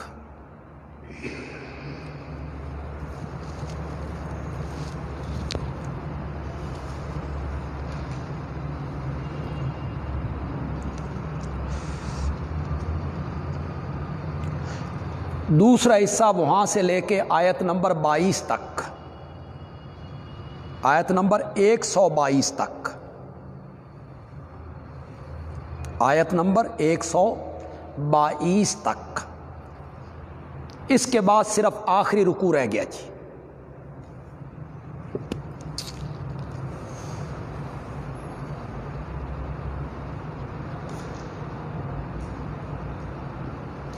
پہلے حصے کے مضمون لکھیے جی۔ بد عہدی کرنے والے مشرکین سے اعلان برات اور اعلان جنگ۔ بد عہدی کرنے والے مشرکین سے اعلان برات اور اعلان جنگ۔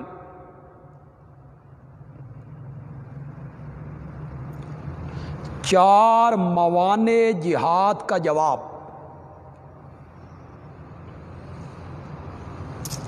موانع رکاوٹ۔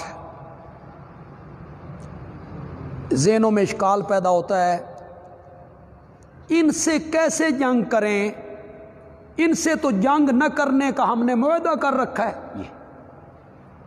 ان سے کیسے جنگ کریں؟ چچا ہے، ماموں ہے، بھتیجا ہے، بھانجا ہے، ان سے کیسے جنگ کریں؟ بیت اللہ بناتے ہیں، حاجیوں کو ستو پلاتے ہیں۔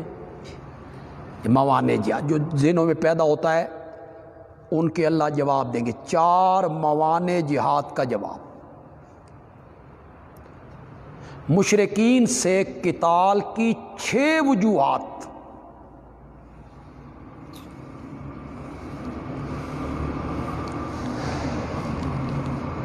یہ پہلے حصے کا مضمون ہو گیا جی۔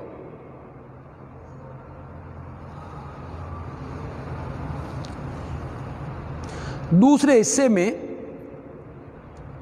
صحابہ کی 3 اور منافقوں کے 4 طبقوں کا ذکر۔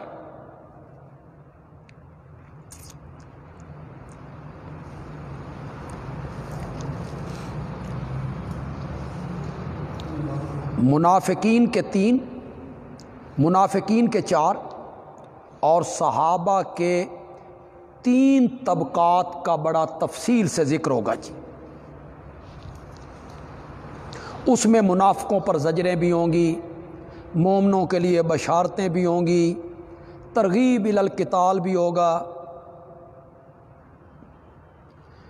رہ گیا اب آخری رکوع جی۔ آخری رکوع میں مضامین سورت کا اعادہ ہوگا جی۔ اللہ سارے مضامین کا اعادہ کریں گے۔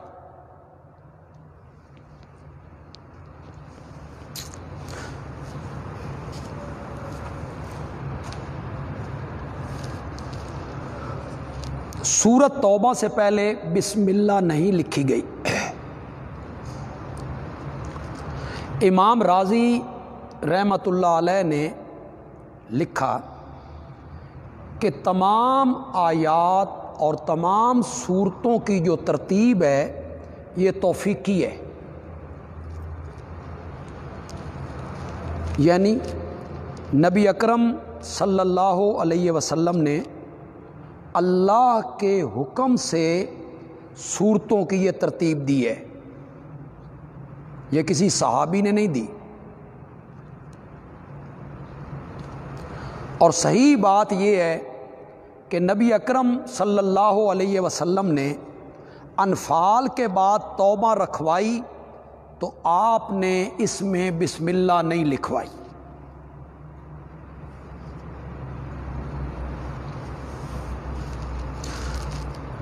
تو اس کے شروع میں بسم اللہ کا نہ لکھنا حکم الہی کی بنا پہ تھا، صحابہ نے اس کا اتباع کیا جی۔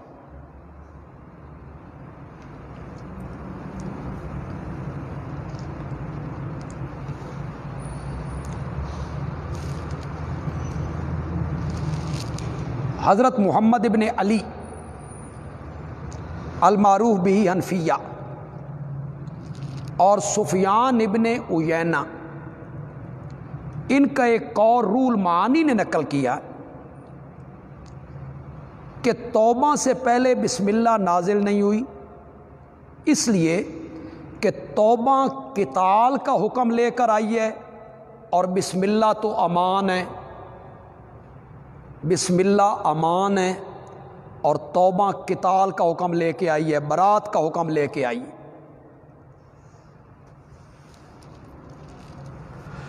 قرطبی نے تفسیر قرطبی نے لکھا کہ مشرکین عرب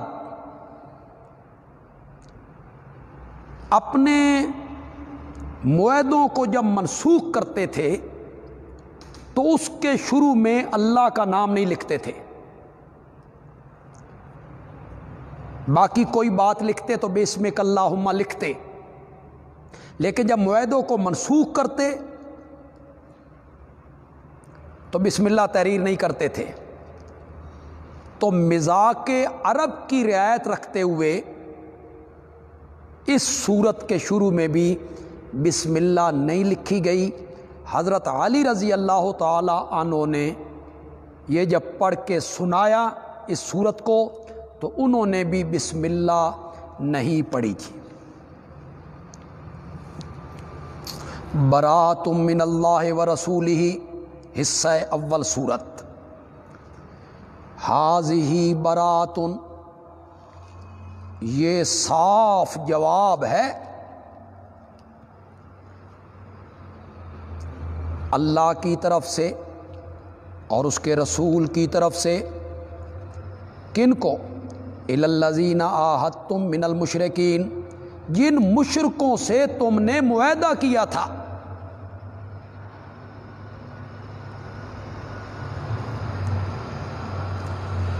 مراد قریش ہیں، معاہدہ ہوا تھا قریش اور مسلمانوں کے درمیان۔ پھر جو چھوٹے قبیلے تھے وہ ان کے حلیف بنتے چلے گئے۔ بنو خزاع یہ مسلمانوں کے حلیف ہو گئے، مسلمانوں کے ساتھ مل گئے باوجود اس کے کہ مشرک تھے، اور بنو بکر جو تھے وہ مشرکین کے حلیف ہو گئے۔ چھوٹے قبیلے بڑوں کی پناہ لیتے ہیں نا، بنو خزاع مسلمانوں کے جھنڈے تلے آ گئے اور بنو بکر قریش کے جھنڈے کے نیچے آ گئے۔ بنو بکر جو تھے یہ بنو خزاع کے مخالف تھے، دونوں آپس میں دشمن ہیں، ایک ادھر ہو گیا ایک ادھر ہو گیا۔ بنو بکر نے بنو خزاع پہ حملہ کر دی، حالانکہ وہ حملہ نہیں کر سکتے تھے اس معاہدے کے تحت۔ قریش نے ان کی مدد کی، بنو بکر کی۔ بنو خزاع حال دہائی مچاتے مدینے آ گئے کہ انہوں نے معاہدہ توڑا ہے، ہم پہ حملہ کیا ہے، پھر قریشیوں نے مدد کی ہے، اس کے بارے میں آ رہا ہے۔ یہ صاف جواب ہے اللہ کی طرف سے اور اس کے رسول کی طرف سے ان مشرکوں کے لیے جن سے تم نے معاہدہ کیا ہے۔ کیا کہنا ہے؟ فسیحوا فی الارض، چلو پھرو زمین میں، اربعۃ اشہر، 4 مہینے۔ شوال میں یہ اتری ہے سورت، شوال میں، ذیقعد، ذی الحج، محرم۔ چلو پھرو زمین میں 4 مہینے۔ وَاعْلَمُوا، اور جان لو، بے شک تم اللہ کو تھکانے والے نہیں ہو، اور بے شک اللہ کافروں کو رسوا کرنے والا ہے۔ وَأَذَانٌ مِّنَ اللَّهِ وَرَسُولِهِ، اور اعلان عام ہے، اور اعلان عام ہے اللہ کی طرف سے اور اس کے رسول کی طرف سے، الی الناس، تمام لوگوں میں، یوم الحج الاکبر، حج اکبر کے دن، حج اکبر کے دن عرفات میں اعلان عام کر دو، مشرق مغرب شمال جنوب سے آئے ہوئے لوگ اس اعلان کو سن لیں۔ اس سال جو حج کیا گیا اس کے امیر تھے سیدنا صدیق اکبر رضی اللہ تعالی عنہ۔ نبی اکرم صلی اللہ علیہ وسلم نے اس سال حج نہیں کیا تھا، امیر حج بنایا سیدنا صدیق اکبر رضی اللہ تعالی عنہ کو۔ لیکن یہ معاہدہ عہد کو توڑنے کا کہ تمہارا ہمارا کوئی عہد نہیں، یہ معاہدہ پڑھ کے سنایا حضرت سیدنا علی ابن ابی طالب رضی اللہ تعالی عنہ۔ اس کی وجہ یہ تھی کہ جو حکمران ہوتا تھا یا امیر ہوتا تھا، معاہدے کے توڑنے کا اعلان یا کوئی اعلان اس کا قریبی رشتہ دار کیا کرتا تھا، جو اس کا رشتہ دار ہوتا، برادری تعلق ہوتا۔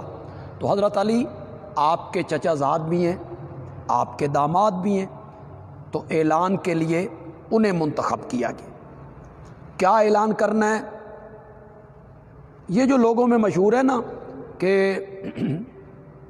جو حج جمعے کے دن ہو وہ حج اکبر ہوتا ہے، یہ لوگوں میں عرفات کا دن جمعے کو آ جائے نا تو یہ حج اکبر ہوتا ہے۔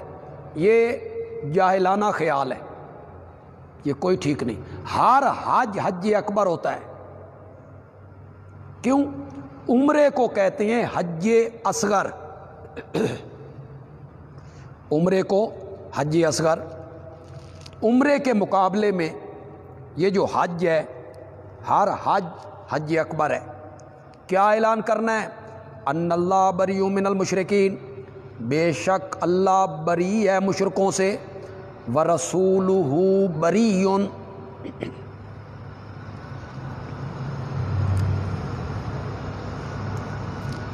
ورسولہ بریء، اور اس کا رسول بھی بری ہے، کوئی تعلق نہیں ہے۔ فَإِن تُبْتُمْ، پھر اگر تم توبہ کر لو۔ یہ من المشرکین کون سے مشرکین ہیں جی؟ بد عہد، نقض عہد کے مرتکب، جنہوں نے عہد توڑ دیا تھا۔ پھر اگر تم توبہ کر لو تو یہ تمہارے حق میں بہتر ہے۔ وَإِن تَوَلَّيْتُمْ، اور اگر تم منہ موڑو گے، اعراض کرو گے، شرک پہ پختہ رہو گے، فَاعْلَمُوا، تو جان لو تم اللہ کو عاجز کرنے والے نہیں ہو، اور خوشخبری سنا کافروں کو عذاب علیم کی۔ إِلَّا الَّذِينَ عَاهَدتُّم مِّنَ الْمُشْرِكِينَ، مگر جن مشرکوں سے تم نے معاہدہ کیا، ثُمَّ لَمْ يَنْكُثُوكُمْ، پھر انہوں نے کوئی قصور نہیں کیا، تمہارا نقصان نہیں کیا۔ وَلَمْ يُظَاهِرُوا عَلَيْكُمْ أَحَدًا، اور تمہارے خلاف کسی کی بھی مدد نہیں کی۔ فَأَتِمُّوا إِلَيْهِمْ عَهْدَهُمْ، تو پورا کرو ان کی طرف ان کے عہد کو، إِلَى مُدَّتِهِمْ، ان کی مدت تک، اگرچہ 4 مہینے سے زیادہ ہو۔ یہ کون ہے جی؟ یہ ہیں جی بنو کنانہ اور بنو زمرہ، یہ 2 قبیلے ہیں جی، بنو کنانہ اور بنو زمرہ۔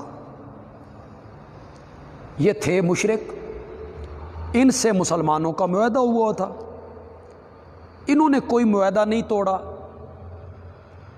کوئی نقصان نہیں کیا، مسلمانوں کے خلاف کسی کی مدد نہیں کی۔ تو فرمایا جتنی مدت کے لیے تم نے ان سے معاہدہ کر رکھا ہے وہ ساری مدت تم کیا کرو؟ پوری کرو۔ ان کے لیے 4 مہینے کی شرط کوئی نہیں۔ ان اللہ یحب المتقین، بے شک اللہ محبت کرتے ہیں احتیاط کرنے والے لوگوں سے۔ شاہ عبد القادر صاحب نے معنی کیا جی،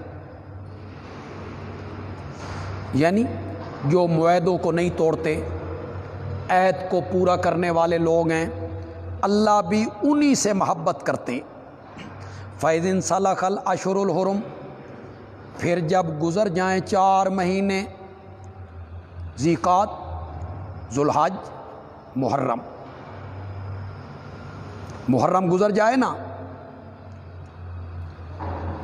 فَاقْتُلُوا الْمُشْرِكِينَ، تو قتل کرو مشرکوں کو، مار دو انہیں،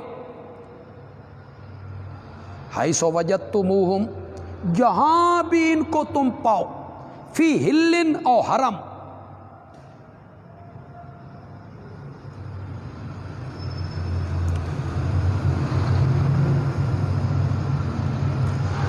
عرب کے مشرکین کے لیے دو راستے ہیں، دو راستے شریعت نے متعین کیے، ایمان قبول کر لو یا چھوڑ دو نکل جاؤ۔ باقیوں کے لیے ایک تیسرا راستہ بھی ہے، ذمہ بن جاؤ، یعنی ٹیکس دو، ہمارے ماتحت زندگی گزارو، بے شک کفر پہ قائم رہو۔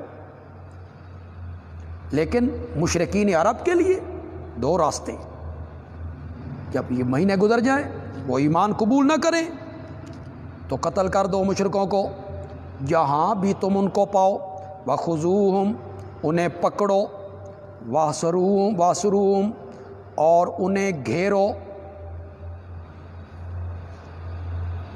وَقُعُودُوا لَهُمْ اور بیٹھو ان کی طاق میں، کُلَّ مرصد ہر مورچے پر، مرصد گھاٹ،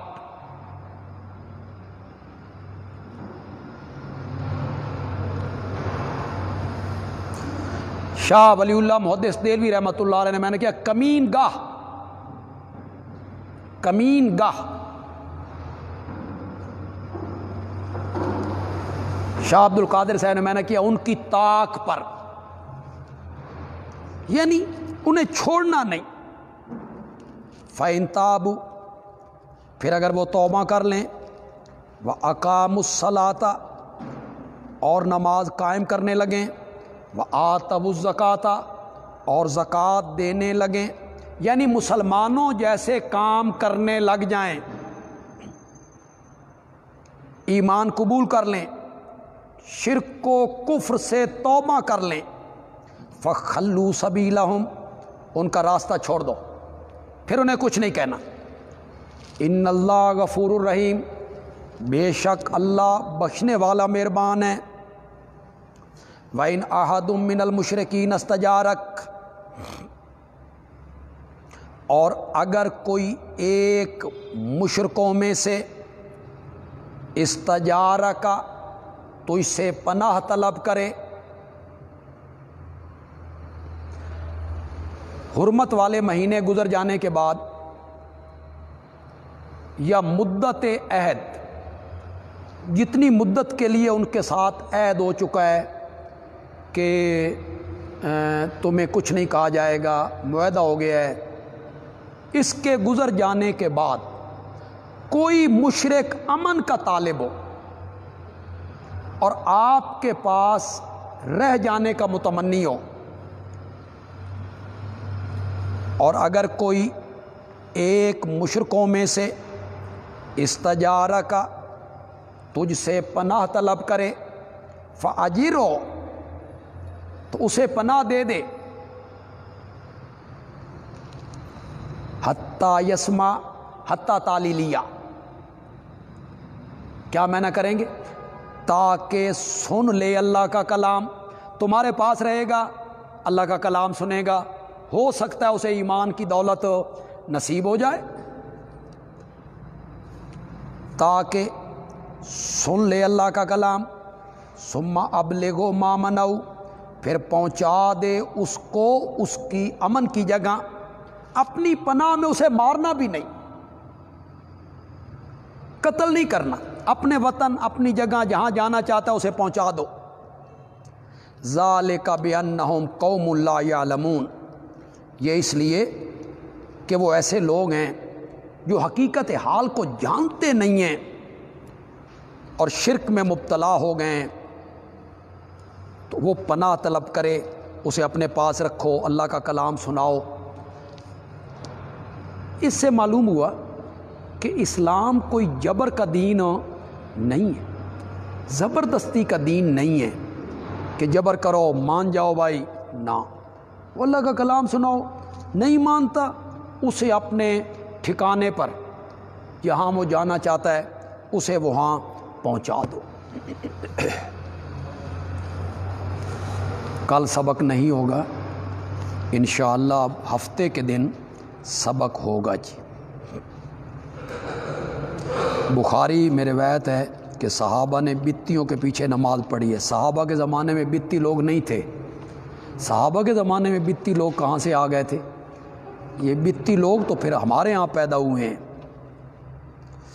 جس طرح اصول تفسیر و حدیث ہوتے ہیں، کیا اس طرح اصول تاریخ بھی ہوتے ہیں؟ نہیں جی، تاریخ کیا ہے؟ تاریخ ہمارے حضرت نیلوی صاحب رحمۃ اللہ علیہ فرمایا کرتے تھے، تاریخ تو تاریخ ہے، اندھیرا ہی اندھیرا ہے۔ جس طرح کسی نے لکھ دیا، نوٹ کرتے رہے، پھر لوگوں کے پاس وہ بات پہنچتی رہی اور لوگ آنکھیں بند کر کے اس کو مانتے رہے۔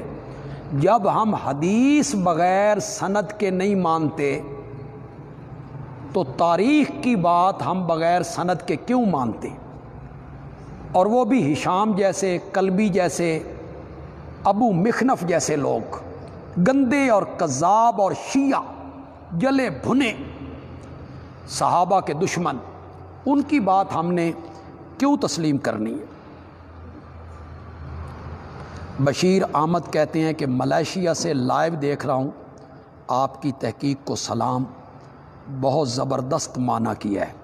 سورت محمد کا نزول 95 ہے، جبکہ انفال کا 88، تو پھر آپ کس طرح کہتے ہیں کہ سورت محمد کی آیت نمبر 4 میں آپ کو پہلے اختیار دیا تھا؟ یہ میں دیکھ لوں گا جی، یہ میں دیکھ لیتا ہوں۔ دشمنان اصحاب رسول کے 1000 سوالات کے جواب دینے کی مولانا مہر محمد صاحب بڑی منفرد کاوش کی ہے، مگر بہت سے جوابات مزید تشریح مانگتے ہیں۔ ہم فرزندان توحید آپ سے ان تمام سوالات کے عام فہم جوابات کی توقع رکھتے ہیں۔ یہ آپ کا نہ صرف بہت احسان ہوگا بلکہ اپنے قلم سے اپنے جماعتی ساتھیوں کے ایمان کے گرد تا قیامت حفاظتی حصار کا قیام سمجھا جائے گا۔ نصر اللہ ملک تھل سے لکھ رہے ہیں، دعا کریں اللہ اس کی توفیق دے دے۔ قادیانیوں کے بارے میں حکومتی فیصلے کے بارے میں اظہار خیال کر دیں۔ میں نے کلپ ریکارڈ کروا دیا ہے، تھوڑی دیر کے بعد بندیالوی کہتا ہے، بندیالوی پر یہ کلپ آپ سن سکیں گے۔ حرم میں 10 رکعت تراویح پڑھی جا رہی ہے، اس کا جواز کیسے درست ہو سکتا ہے؟ اس سے قبل 8 اور 20 کی بحث ہوتی رہی ہے۔ بس یہ بحثیں ہی ہوتی رہتی ہیں۔ ہمارے ہاں حنفیوں کے نزدیک 20 ہیں، غیر مقلدین کے نزدیک 8 ہیں، اور عرب کے علماء نے 10 پر اجتہاد کیا ہے۔ تو نفلی عبادت ہے، بس جس طرح ہو رہا ہے ہونے دیں آپ۔ اگر امام صاحب وطر کی نماز میں دعائے قنوت چھوڑ کر رکوع میں چلے گئے، مقتدیوں کے لقمہ دینے پر واپس آ گئے، قیام میں قنوت پڑھ کر پھر آخر میں سجدہ صاحب بھی کیا، نہیں جی، رکوع سے انہیں نہیں اٹھنا چاہیے تھا، بس وہ فرض سے پھر اس طرف آ گئے ہیں، تو یہ دوبارہ وہ ان کو نماز پڑھنی چاہیے تھی۔ اکثر اعتراض ہوتا ہے کہ فتوحات اسلامی تلوار کے زور سے ہوئیں، تلوار ہٹی تو ایسے پلٹے جیسے اہلیان اندلس۔ اب اگر طاقت پا کر مسلمان مخالفین کو تحقیق کر دیں تو جائز، اور اگر دوسری قومیں کریں تو ظلم نہیں۔ اسلام نئی جبر کا، اقراء کا، تلوار کے ذریعے دین پھیلانے کا، کلمہ پڑھانے کا اسلام قطعاً قائل نہیں ہے۔ اسلام میں کوئی جبر نہیں ہے کہ جبری طور پر کسی سے کلمہ پڑھایا جائے۔ حرمت والے مہینوں میں رمضان کیوں نہیں اگر سردار مہینہ ہے تو؟ یہ تو قرآن نے حرمت والے مہینوں کا ذکر کیا اور اس میں رمضان نہیں رکھا گیا، تو میں اس کا جواب کیسے دے سکتا ہوں؟